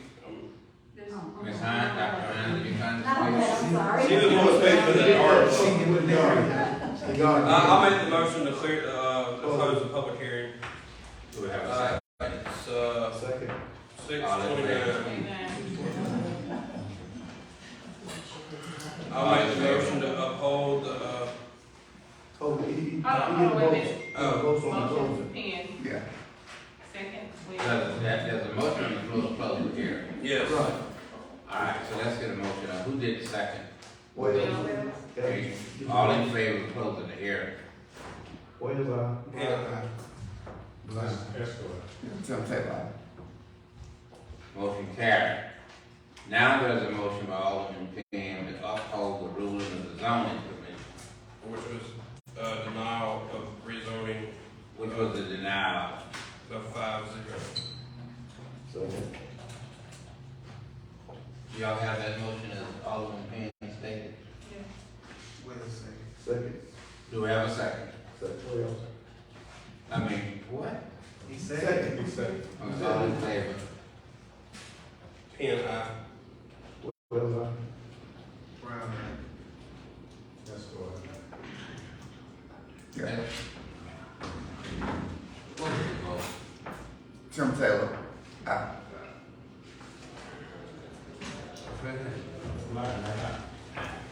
That's, Why did you vote, Marky? it's 5. 5-1. 1, 5, 5, 4, 1 nay. And you're waiting on all that. Is she here? She's on the phone. I'm gonna record her as a non-vote. Motion carried. Alderman Gilkey, can you hear us?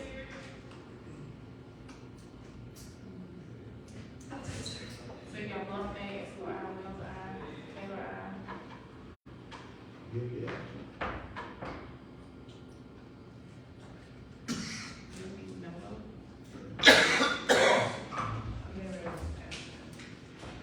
The fact of the matter is that the motion is carried. Did Ms. Gilkey vote, Alderman Gilkey vote? No. Is she a non-vote?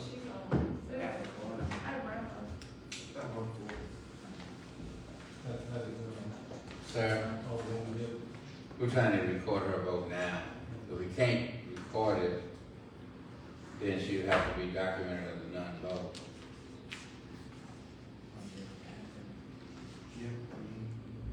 You said you did this, that's ma'am? Yeah. She's not listening. All right, we'll ask her how she would have, right now, it's, 5-1. 5-1, motion carried. Where are we now? Item 20. Consideration and approval of draft resolution, Canton resolution attached. Is that you, Dr. Hines?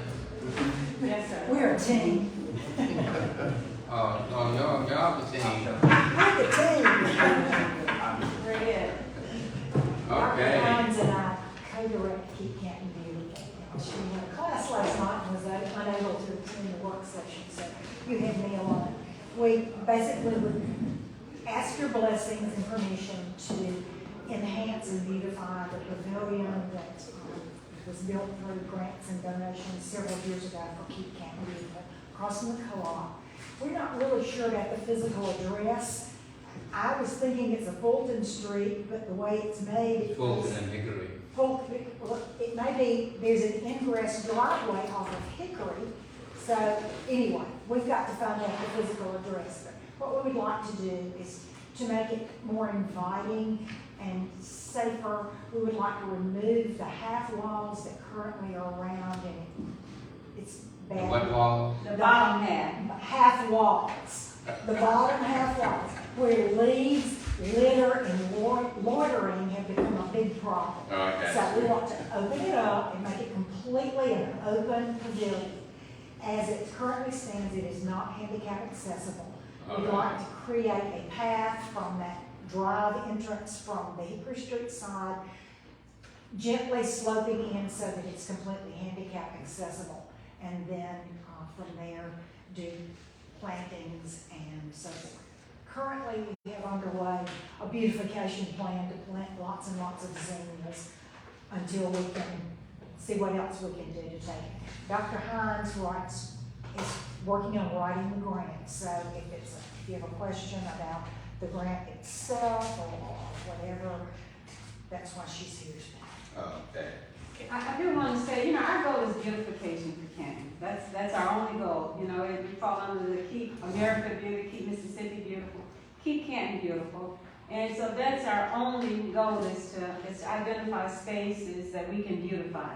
So when visitors come into Canton, that it's attractive to look at. Most people know that I walk. I walk about 5 miles every day, and that's a space. Before I even became a part of Keep Canton Beautiful, it's a space that I've always avoided because you see persons who appear to be homeless, just hanging out in there. And so not only is it not beautiful, it's not been used. It can be a safety hazard. We've looked at what other cities have done. And pavilions like that. There's so many things can happen. Plant swaps.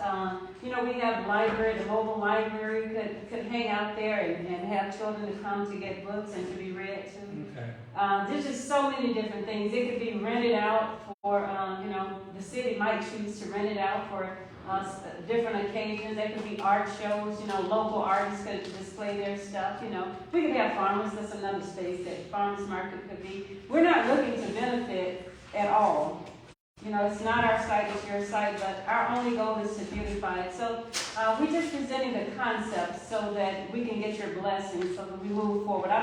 We don't want to spend time writing grants and getting funding in and we don't have your blessing on it. The Keep Mississippi Beautiful, they have an annual thing where you can write a little grant, and we have a little money in our budget at Keep Canton Beautiful and the Garden Club. We're also a part of the Garden Club. So, there would be a need for matching funds. They would probably fund it at about $2,000, and we would provide the matching. And so we just really are asking for your blessing so that we could move forward. Can I show you what I wrote, Dr. Hines? Yes, ma'am. And you can just tell me if I hit it on the mark, if I need to add something, okay? And you can write your number on it. Okay, and I did write out the concept for you also. And I think, hopefully this is enough. I was just trying to find that. Don't laugh, you don't need glasses. I paid a lot for these glasses.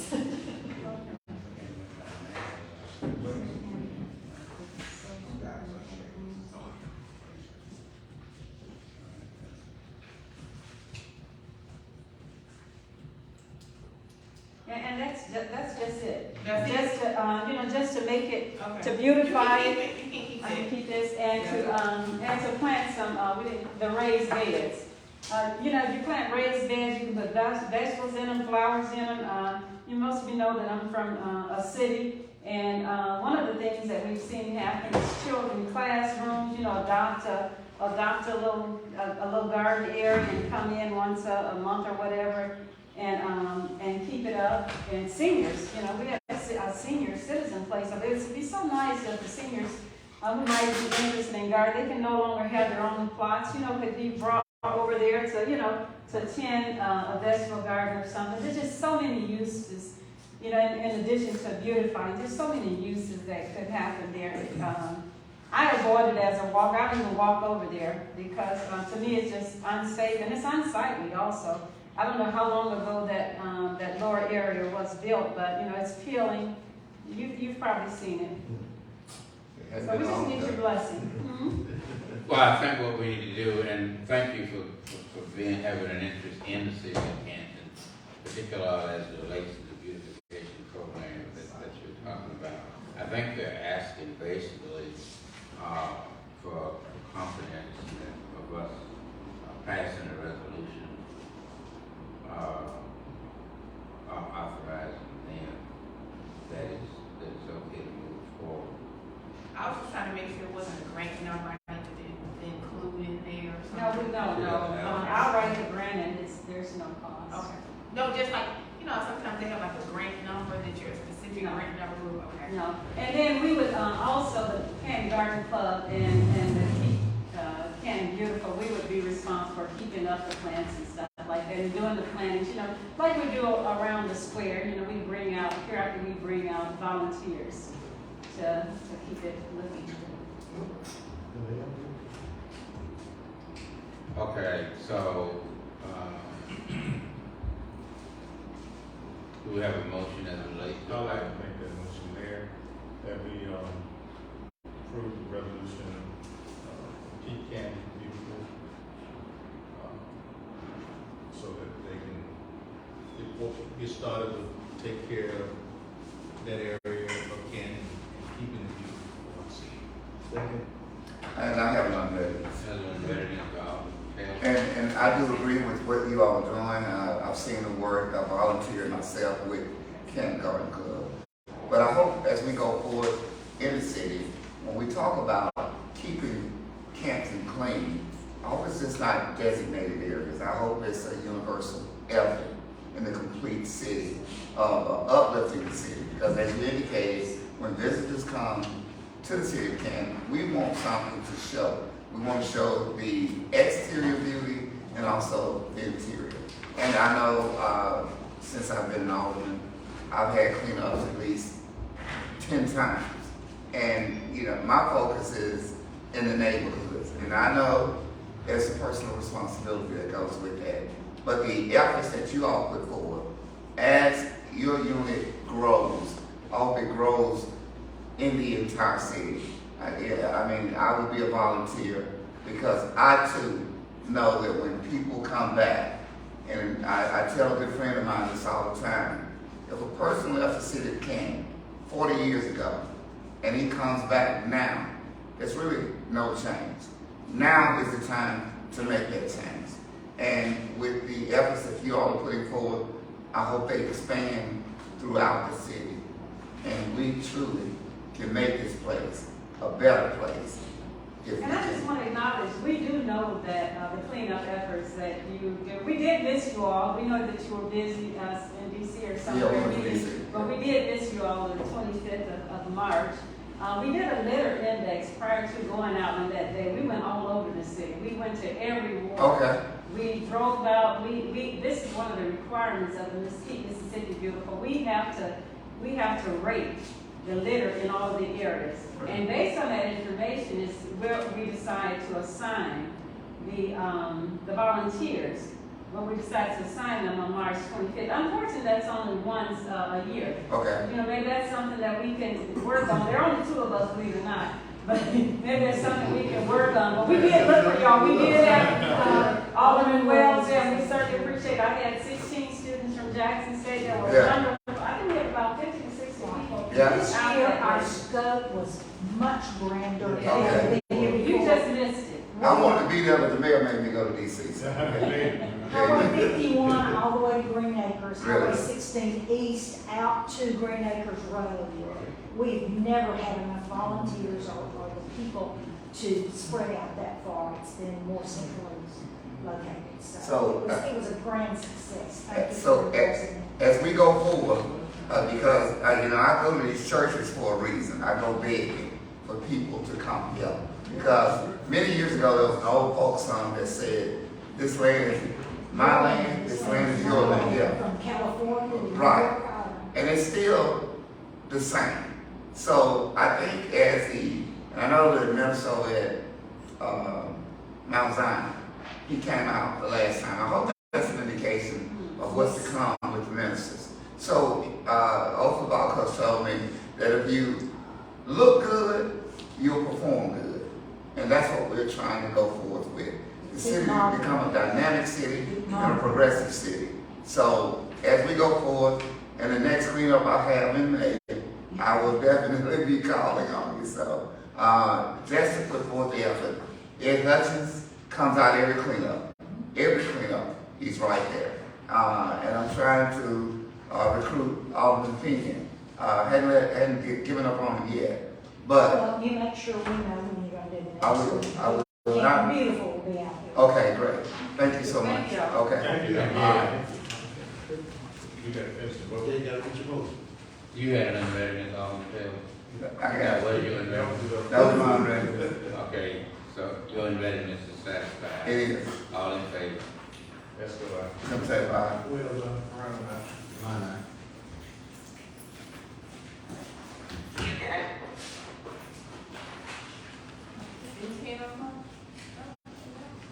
Has everybody voted? Yes, sir, the motion passed. Motion carried.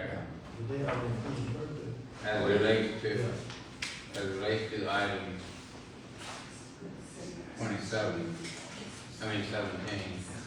authorize and approve job descriptions and salaries to be sent to the temp service. Yeah. Oh, that's an executive, right? Authorize and approve the state price from John Deere. No, we don't teach. That's an executive? No, consider approved draft ditching agreement. Yeah. 21. Okay, 21. Consideration and approval of draft ditching agreement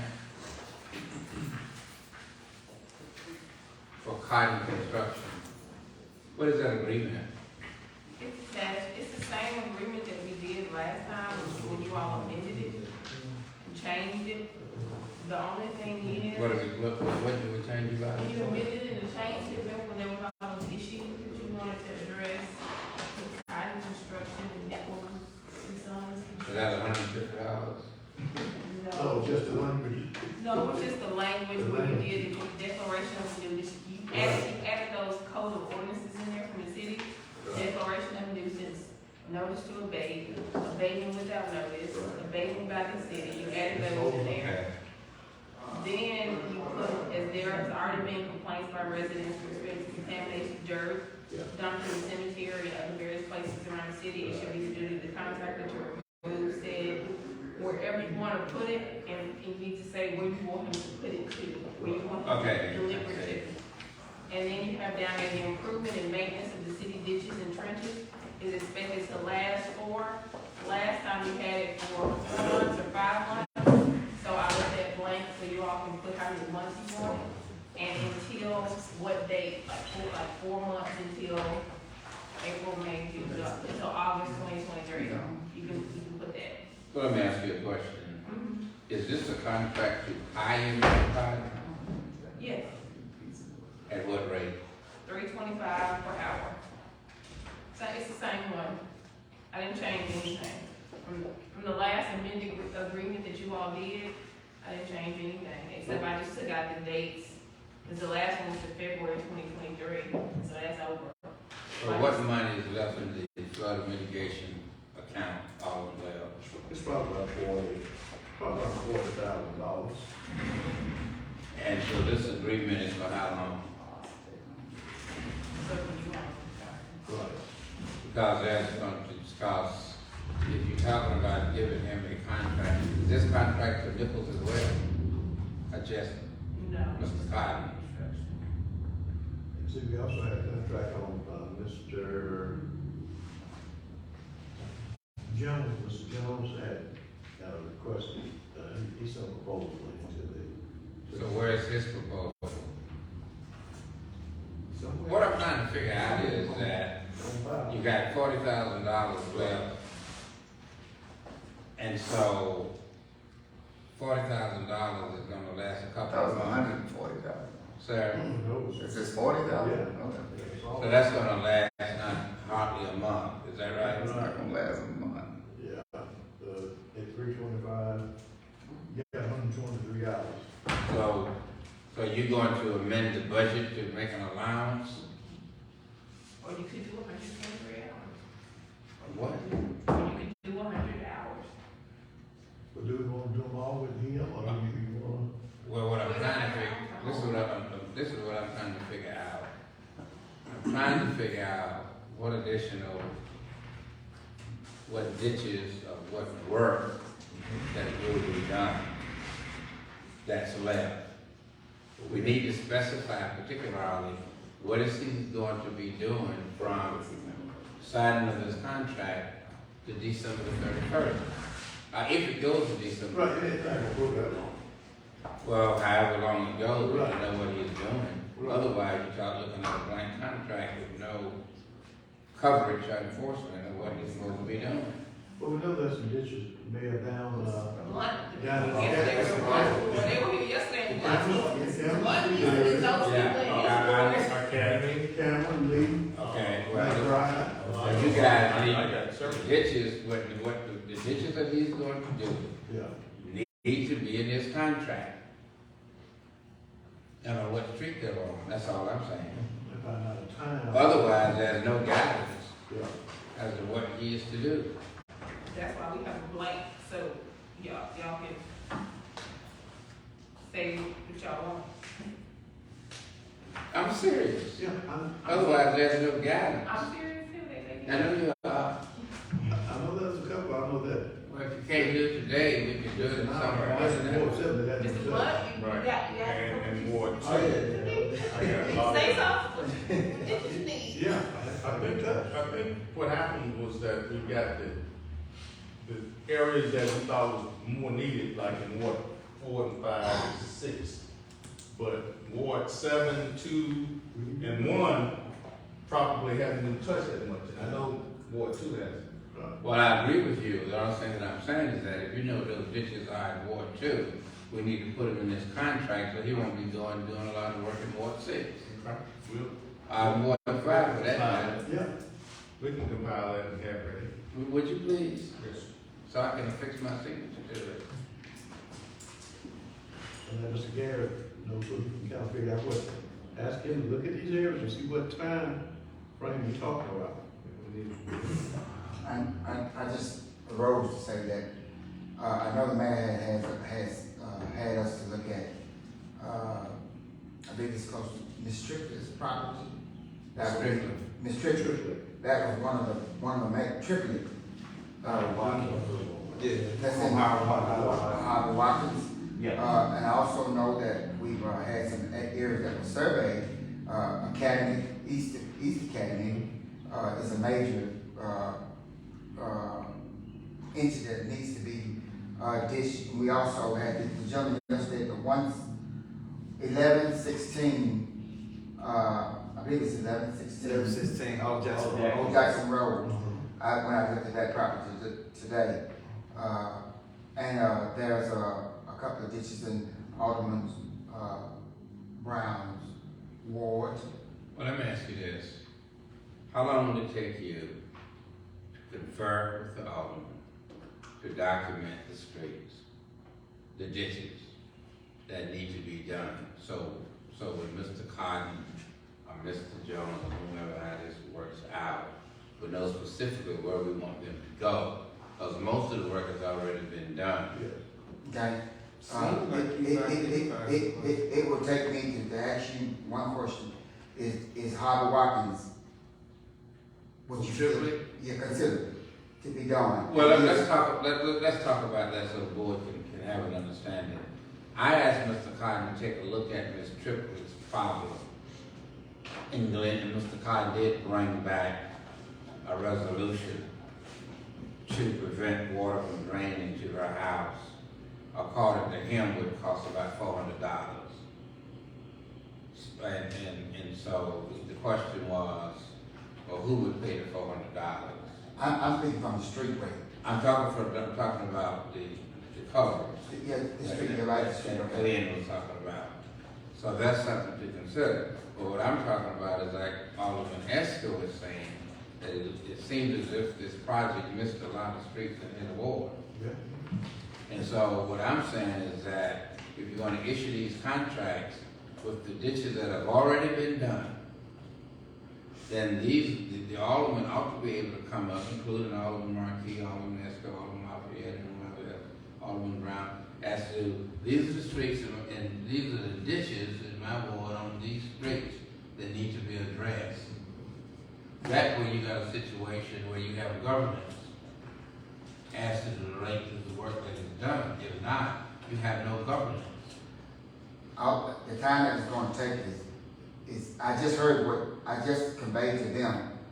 I think that they were in agreement with the ditches that they would have the most issues with. Right, they were hot spots. They were hot spots. That was the subject matter going forward, that when we came up with this concept of doing something to eradicate the flooding, we made the subject matter hot spots as to what would be taken care of first. So I think the ditches that were cleaned out were detrimental to the people who were having to be removed when water got up into their houses. So it's because this is the same accusation that was made last night in Ward 4, and what was trying to be explained is that we didn't pick and choose or cherry pick. What we took into consideration of were places that would be flooded out. And down on, what is that, Isabella Street. That was a hot spot. And so other areas around that Crisco did were hot spots. And in Ward 5, I mean, we didn't get much of anything done other than right there on the corner of Boyd and West Franklin Street.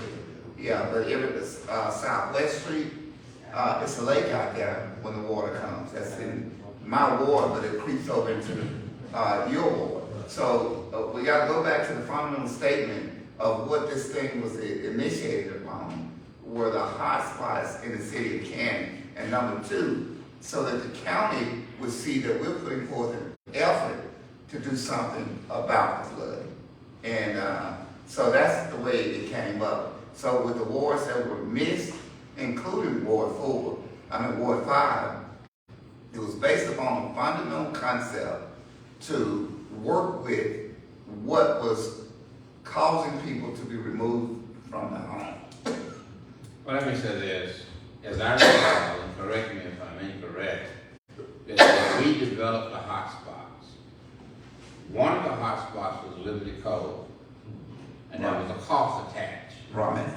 Another hot spot was Liberty Drive, where there was a $70,000 cost attached. And not touched during the ditch cleaning up. Sir? Not touched during the ditch cleaning up. Yeah. So Alderman Taylor over there by Liberty Drive had a hot spot. Right. That cost $70,000. Right. That hot spot is the hot spots are a little different from the cost of cleaning those ditches. Right. Okay. And so Sim Street is a hot spot. Jackson and all these, and there's a cost attached. It goes up into the thousands of dollars.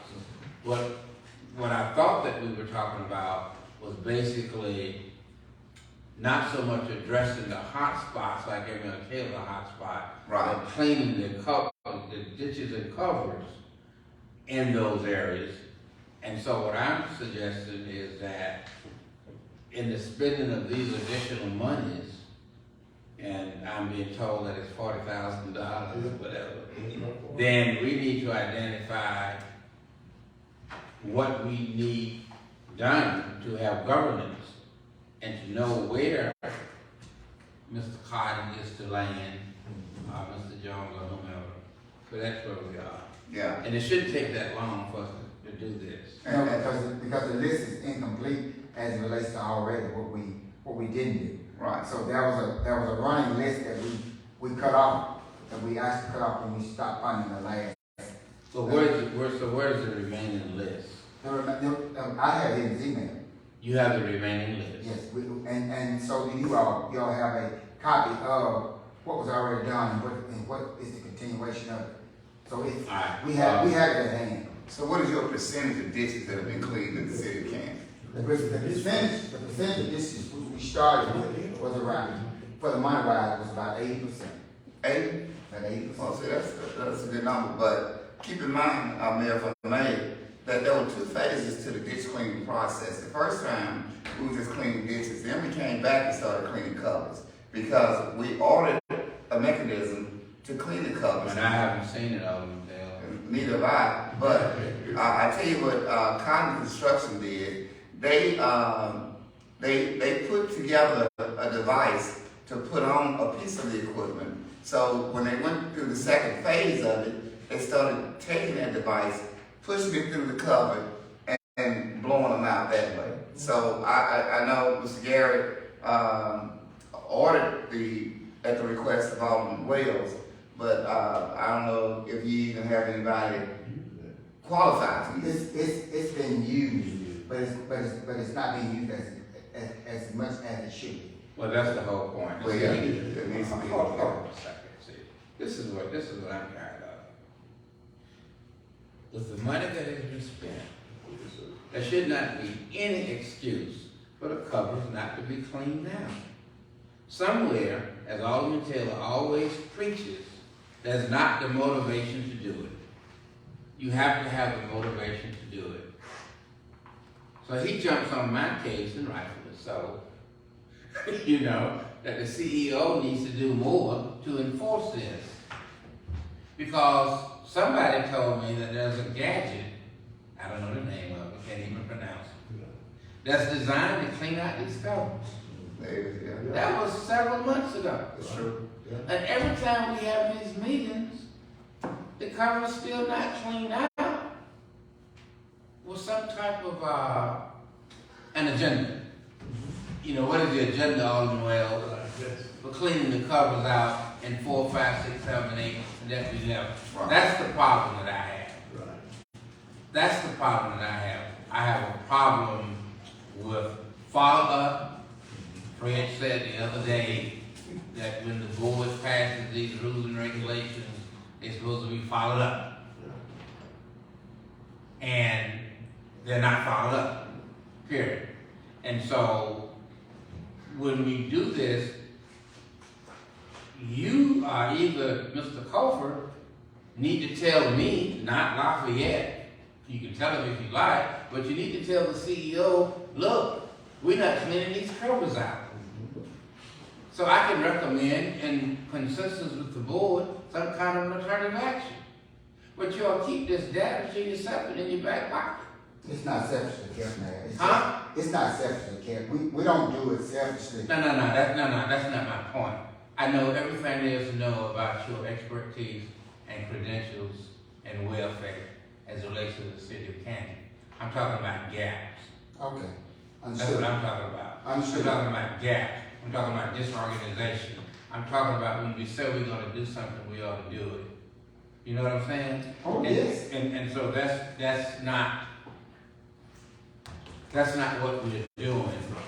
For an example, at some point, I'm gonna have to stop Alderman Taylor, because he's been talking about the movie theater for a year. And we haven't come up with a resolution. So we're gonna have to come up with a resolution about that movie theater. I don't want you to come back here at the next meeting and tell me, I don't know what a stirrup is. We don't have anybody trained to do it. It's not being used the way it ought to be used. So if that's the case, tell me Monday. I can tell you tomorrow. Tell me tomorrow. Quicker than that, I can tell you tonight. And you and I can talk. You and I can talk. Man, my door's open just as well as yours. But I'm the CEO and you're not. But I want to make sure the door's open. Hold on, let's get this straight. You need to come to me. I'm the CEO, all right? I will. And so what I'm saying to you is that I am tired of hearing excuses about this thing to clean the cover. Understood. All right. What's next? There was a discussion about the tractor, and I had stepped out just for a moment, for an emergency, and I Oh, I have a question. So I looked at is it a lease or are we just buying it at state purchase? Lease purchase, it would be lease purchase. Is the lease purchase at state contract price too? Yes, Okay, that's a yes, little. as long as you Was the get lease it. purchase at state contract price? Yeah. Because the lease purchase has to be a state contract price. Mhm. The equipment is state contract, but if we're gonna do a lease, it's gotta be a state contract price too, or we have to bid it out like we've been doing for the number one time. That's correct, but it is a state contract price, and the payment procedures of it would be the same, lease purchase. The price doesn't change. Okay, so the equipment is state contract price and the lease, because all I saw the papers was for the lease. And we talked about, I know some of them had questions as relates to financing it, as relates to how much would it be a month. And the first step of it is to, if we wanna buy it, is to give them the information that we wanna buy, and then they'll break it down as it relates to how long we wanna pay for it. 6 months, 6 years, 10 years. Well, let me say this before you know, when I was a kid, I used to, my aunt had a watermelon patch. And we were very irresponsible kids. So we used to pick up watermelons and throw them on the ground and just eat the heart out and go and get another one. It seems to me that we have a watermelon system here where when we get a bad tractor, we just throw it away and buy another. We throw it away and buy another. We put it in the shop and don't get it back for 6 months. And Mel and Lafayette, you can tell me how much this stuff costs. You have to tell me how much all this stuff costs. Putting these tractors outside, they're dead for 6 months and 8 months. Nobody knows until we have a meeting. All right, I'm through. Well, if I may. Yes, sir. The only rationale behind getting quotes on tractors is because we've had such a influence in maintenance and repairs on tractors. I think this was brought to the forefront last year. Maybe not, maybe it wasn't brought every day or every meeting, but the question was asked when we were cut the grass, and asked in relation to why we were not cutting grass. Well, we found out we had tractors in the shop that You didn't find out you had tractors in the shop. You already knew. No, I said we I'm speaking about the man board. Oh, We okay. found out that we had tractors in the shop that had been there, but they were not being fixed. And the question asked, why couldn't we cut the grass? Well, we had tractors in the shop, and so that's a downfall on our parts as directors. We take full responsibility for that. But then when we go ask the question, what's the problem? These tractors are just not holding up. So the question came about, can we get more tractors? John Deere tractors, perhaps, something more dependable, something more that it wouldn't take so long to get fixed, so to speak. And so we gathered information as it relates to at least 3 months ago, before the grass started growing. And we talked about maybe outsourcing this project, getting a grass cutting crew. And that's been on the table for at least 3 or 4 months. But as you said, Mayor, and you brought it to the forefront, as Alderman Taylor says, he's been talking about moving it. So the question is now it's time to cut grass again. What are we going to do? And we don't want to keep saying that we need tractors to cut grass, and we end up at a meeting and we get thrown on the bus because we do not have the tractors to cut the grass. For the first part, we need dependable tractors, and so. And we're not going to quit asking for tractors as long as you keep asking us to cut. We're not gonna keep writing a check for them either. I understand, very well understood, but we can't cut the grass without the tractors. I understand that. I understand everything you said. I don't disagree, but look, you're the expert. We depend on you for putting an order in for the best equipment. Not put it in order in for equipment that has parts from Egypt, or Czechoslovakia, or Thailand that you, damn it, can't get because you can't import it. And so we depend on you to make the best choice about this equipment. And what I'm saying to you, Alderman Wells, and I keep calling your name because you're the money guy, as that we just for just losing money from buying all these new tractors.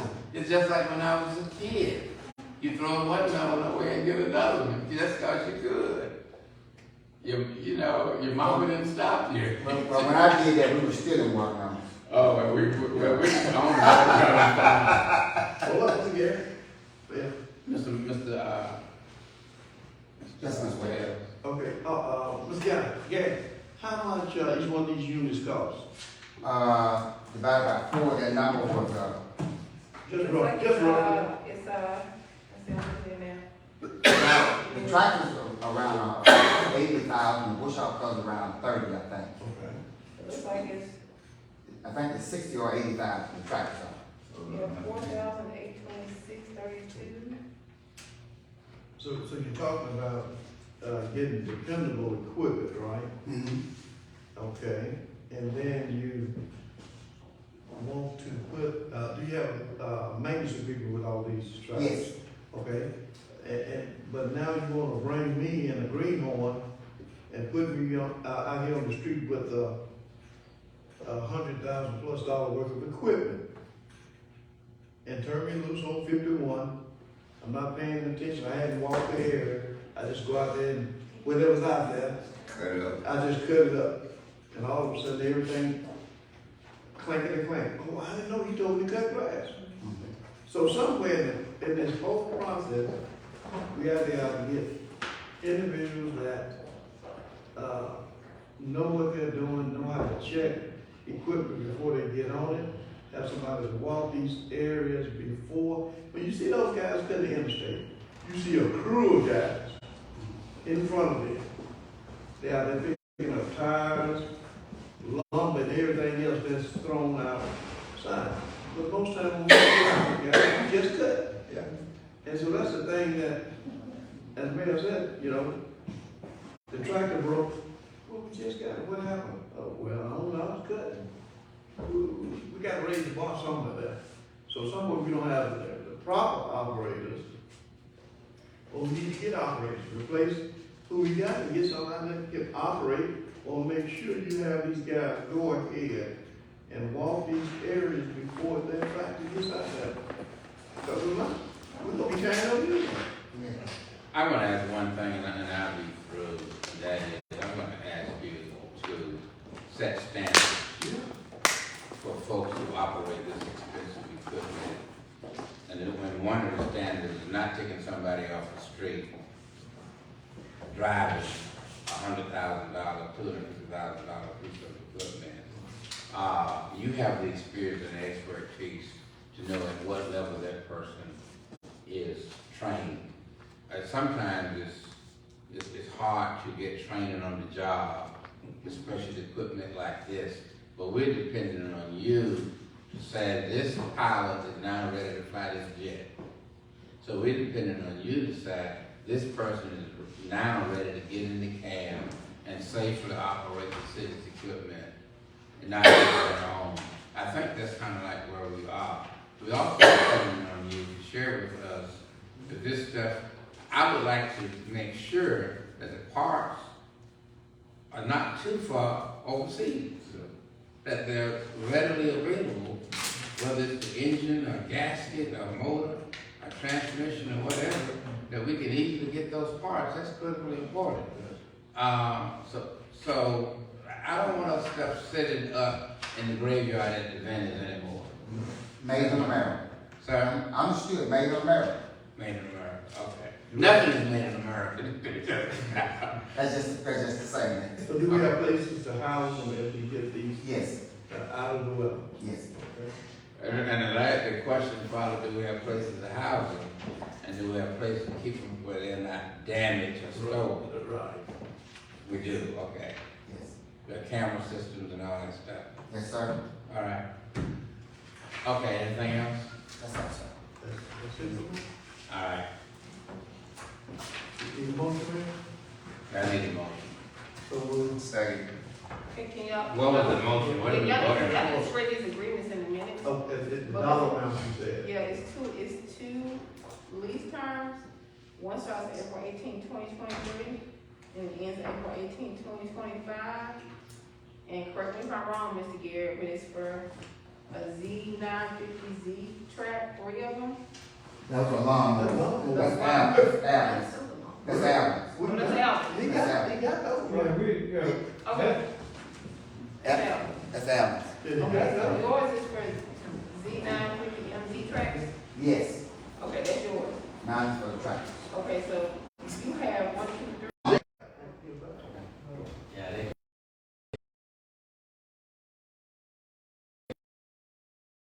Do it right now, Ms. Banks, is that we're waiting for Ms. to come back? Okay. So we need to add, Mr. Roof to the. But he's gonna come and talk now, Yeah. because he's just asking for something. Mr. Room, Well, he wasn't on the agenda, so. Well, yes, he did. He wasn't on there, so just, he was mentioned, but just add him for procedural. Yeah, because well, give me a motion. So moved. Second. Add, All in favor? Well, that's right. You got something to say about it? Good evening, Alderman. Good evening, Karen. Go ahead. They were just voting on the procedure thing. Go ahead. Yeah, good evening, everyone. Good evening. First of all, I want to thank you for the approval you've given me for the preliminary plat approval for the Woodland Creek neighborhood and the rezoning of part of the partial on February 1st. As the part of the next step, I want to get the approved minutes from the board. Ms. Banks, do you have the minutes as relevant to when Attorney Jones was here and there was a compromise of his, zoning has given him his commercial part predicated upon his letting us know what he's gonna put on that property? That was just recently, Yeah, I know it, but who took the minutes? We voted on it. Yeah, we did. Yeah. It should have been the interim city clerk, that was just recently. Yeah. Okay, we'll ask her when she comes back.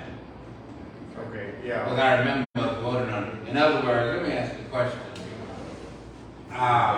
Do you need the actual minutes right now, or do you need a letter from the mayor saying this is what we voted on? Yeah, either one is fine. Either one is fine. Yeah, as long as I can take it to the chancery code and get it rezoned. Okay, so if that's the case, I specifically remember it as well as Fred. We can draft that letter, we'll run it by Ms. Banks, let her look at it, and then we'll get it to you. But we can't find those minutes because you've been in too long of a delay with your project. Okay. Sure, yeah. We are waiting for the next step of detailed designing. Yes, sir. The engineers waiting and the local survey people are waiting. Everybody's on hold right now because of this document. We'll get it, just because yeah, it's easy to do. And so, if she doesn't have it, she doesn't have who voting for it, because we know it was a majority vote. Alderman Marquis? No, man. Oh, okay. Alderman Esco, you have something to say? Yes, sir. So, how soon do you need this? Like yesterday. So. Because we had been talking about it. Okay, when? Yeah, I would like to have before the end of the month. Okay. Okay, you get a letter. Yeah. We need anything going on? No, he just needs, you need either the clerk minutes or you need a letter from the mayor. Okay. We All right, both, good. I don't care. Yeah, okay. We'll take care of this. I know what you need. Sure. Thanks. Okay. Thank you. I just want, Go ahead, to know and to be assured that, we followed up on what we said, because, Yeah. yesterday, requested to be on the minutes and. Right, you did. And, when I had made, I said that this, I had said that, and you all said that you were gonna be there. And today I come and find out you were not there, so it was just an error. That's what you're not, so we voted down and put you on that, so. But, we definitely in support. The mayor has stated, and all of us have stated, and so I just Thank you so much. feel like we're trying to slow down your project. I understand. I know you're all very busy. Yeah, just trying to get this also on the site so that I can make some progress. Thank you. Thank you. Thank you. Good to see you. Let's see here, where are we now?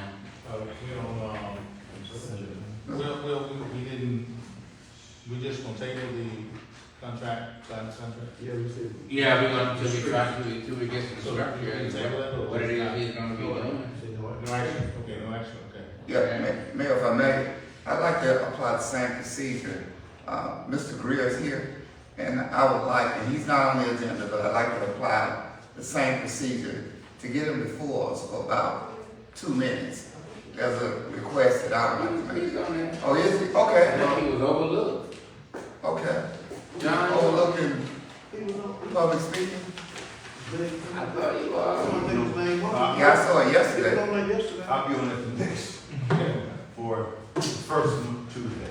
Okay, so, That's 2 minutes. procedure, okay. That's 2 minutes. Yeah, and the reason why I got you here today, I know that in the past, we had what you call, in Ward 5, safe routes to school, which is highly appreciated.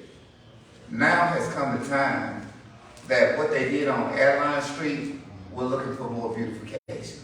So what we have out there are blocks that could easily be turned into a repaving of the street and maybe a sidewalk. I know some easements will be involved. So this is a project from Mississippi Department of Transportation. I don't know if you can look into this, this is where we would like to go. And the sentiments are, we appreciate what has been done, but now with our schools performing the way they are, attraction will be coming. And it will be coming for a long time. That is my hope and my prayer. This street is from Nichols High School going down, or east and west. Yes. Got Got the blocks. Yeah. See, what the blocks are doing, they're eroding the asphalt. And that's gonna be a problem in the future. So now we can get ahead of it and get something done with the blessings of MDOT. Hopefully we can do this. And We got a meeting, I had, Commissioner Simmons now, he's a good friend, I asked him about a meeting, he's supposed to be looking at his calendar and set up, that would be perfect. Okay, Talk great. about that project, and see if we can do some miles on it, come up with some architectural designs of what you all think you all want it to look like. For you. And the inclusive part of it is all the Lady Gilkey and myself share that street. Sure. I was hoping she was gonna be here tonight. I kind of mentioned it to her Sunday or Monday. So as we go forward, if we can look at that, because those blocks that are there now, they're deteriorating the street. And that's gonna be a problem, and it may fall back on us to fix. But since they gave that safe route to school, maybe we can modify it even more. Don't know, it's worth a try. And that's the only thing I have. Well, let me make a You final don't have a comment. copy of the past grant, the document? Yes. I don't. Oh, she's on. Okay. Somebody call me. That's- Alderman Gilkey has a point. Alderman Gilkey? Yes, my sentiments are the same as Alderman Taylor. Like today, I had an emergency on my street while I was at home, and it was hard for the ambulance and paramedics to get to the lake's house to get back out. So we really need to look at some other way of making that not be a one-way. Okay. Who has the original application that was submitted to MDOT for that project? And who was- We should have it on file. It was, And who was the engineer, who was the, I don't know, it was the architect? Fall Engineering. Okay. Did that. So they did the civil engineering on The lady's name was on the tip of my tongue. It came out of the MDOT project, and we have the contact information. Did you have to have an architect on that project as well? To draw it up? I don't recall an architect, but I do recall the engineer. Okay. The other issue is whether or not, Alderman Taylor, those blocks can just be removed. I don't know if they can or not, but can they just be removed? More out the policies, you Yeah. can justify that they are hazard to the community. Yeah, that nuisance. The Yeah. nuisance. Well, we can remove them, I would rather do that, but that's Alderman Taylor and Alderman. And the mayor is very familiar with Newton's law of motion. If it was put down, it could be moved. Guarantee that. So, if we got to bust them up, they can be moved. So, yeah. Well, who do I need to get with to get the back information on the project? Do you have any idea? Okay. Yeah, that project came up under my 2009 investment. Okay. All right. Well, I do with you. All right, thanks. The next item on here is, the consent agenda. Are y'all gonna table item instructions? We'll come back to it. Well, yeah, we're gonna table it until we find out what he's gonna be doing. We can have a special call meeting by Zoom to approve it. There's no resistance to approving it. It's just a matter of what street he's talking about. Is it, what is that, chicken wings? Sir? Are those chicken wings? No, sir. No chance Mayor, I'm actually doing this tonight because I was informed that it was Alderman Les P's birthday, but it's not. It's his brother's birthday. So you owe me $50 for that. But no. Yeah, I can say serve the food. There you go. I don't know why the chief didn't have us serve the food out there. They should be doing themselves. Yeah, you guys, y'all do it yourself. Yeah. All right, what's next? Consent agenda. Now, keep in mind that, again, if it so pleases the board, Mr. Lewis Smith indicated that he was going to be at the agenda Why also. don't you just let him come himself? Okay. Why don't we do that? Come on, Lewis. Let's go ahead and motion. I mean, so. All right, we got a motion. Give me a second. I'll say, All in favor? Tim Taylor, aye. Motion carried. Yeah, come on, Mr. Smith. I remember when you used to move fast, Alderman Smith. I do too. Go ahead, sir. Praise God, praise God. Now, I'm just here tonight just to, get an update on, the proposal that I made a month ago, concerning property on, 334 B Street. In Mount, I had spoke with the city attorney maybe about a few weeks ago. I met her at the hospital and she said that I think maybe the board hadn't had a chance to look at it or made a decision. So I'm just trying to get an update. What is the update, Alderman Wells? Alderman? The last information I received, and he spoke to us as frequently to the door, at our last meeting, was a particular piece of property that you said the city owns, they found out after the fact, someone sold it to them, but it's actually belongs to the city. It belongs to the city. So we're trying to resolve what he can do with it. Right. Correct. I made a proposal to the board. Have y'all seen the proposal? Have y'all reviewed the proposal? Yes, I do. Yeah, I'll send it over. I just need to know if that's acceptable or not, or whatever I need to do. Whether they need to do Alderman Wells. They normally take those up in executive session. Yeah. All right. Okay. We'll put it in executive session. Okay. And I always reserve responsibility in executive session. I told you that last time. You did out there, they just, I appreciate it. Thank you. Ms. Bates? Alderman Wells? Okay. Yeah. I'm fine. He said this is my brother's birthday. Do I need to take Fred his, I think Fred stepped out, I need to take his pizza? No. Give me back. Yeah. Oh, that's my name. Ms. Bates. All right, what's next? Consent agenda. Mayor, for the consent agenda, number 27, should we put that in as executive session? 27? Yeah, code enforcement officer. The ratification is good. Okay. Okay. And number 24, that's in school already. Yeah, South Bend, yeah, we approved South Yeah, Bend. we've already done that. All right. I make a motion second? Second. All in favor? Brown eye. Wells eye. Tim Taylor, aye. That's why. Motion carried. Yeah. Okay. Motion carried. Do we have a motion on the consent agenda?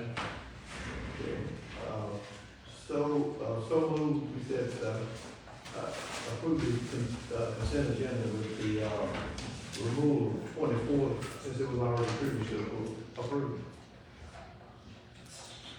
What, Ross? Yes, sir. All right. Motion, give me, all in favor? You gotta get a second. Let me get a second. Put it in a second. I'll second. All in favor? Wells eye. Tim Taylor, aye.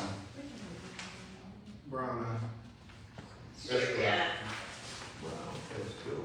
Yeah. Who made the motion? Second, Alderman Taylor. Motion carried.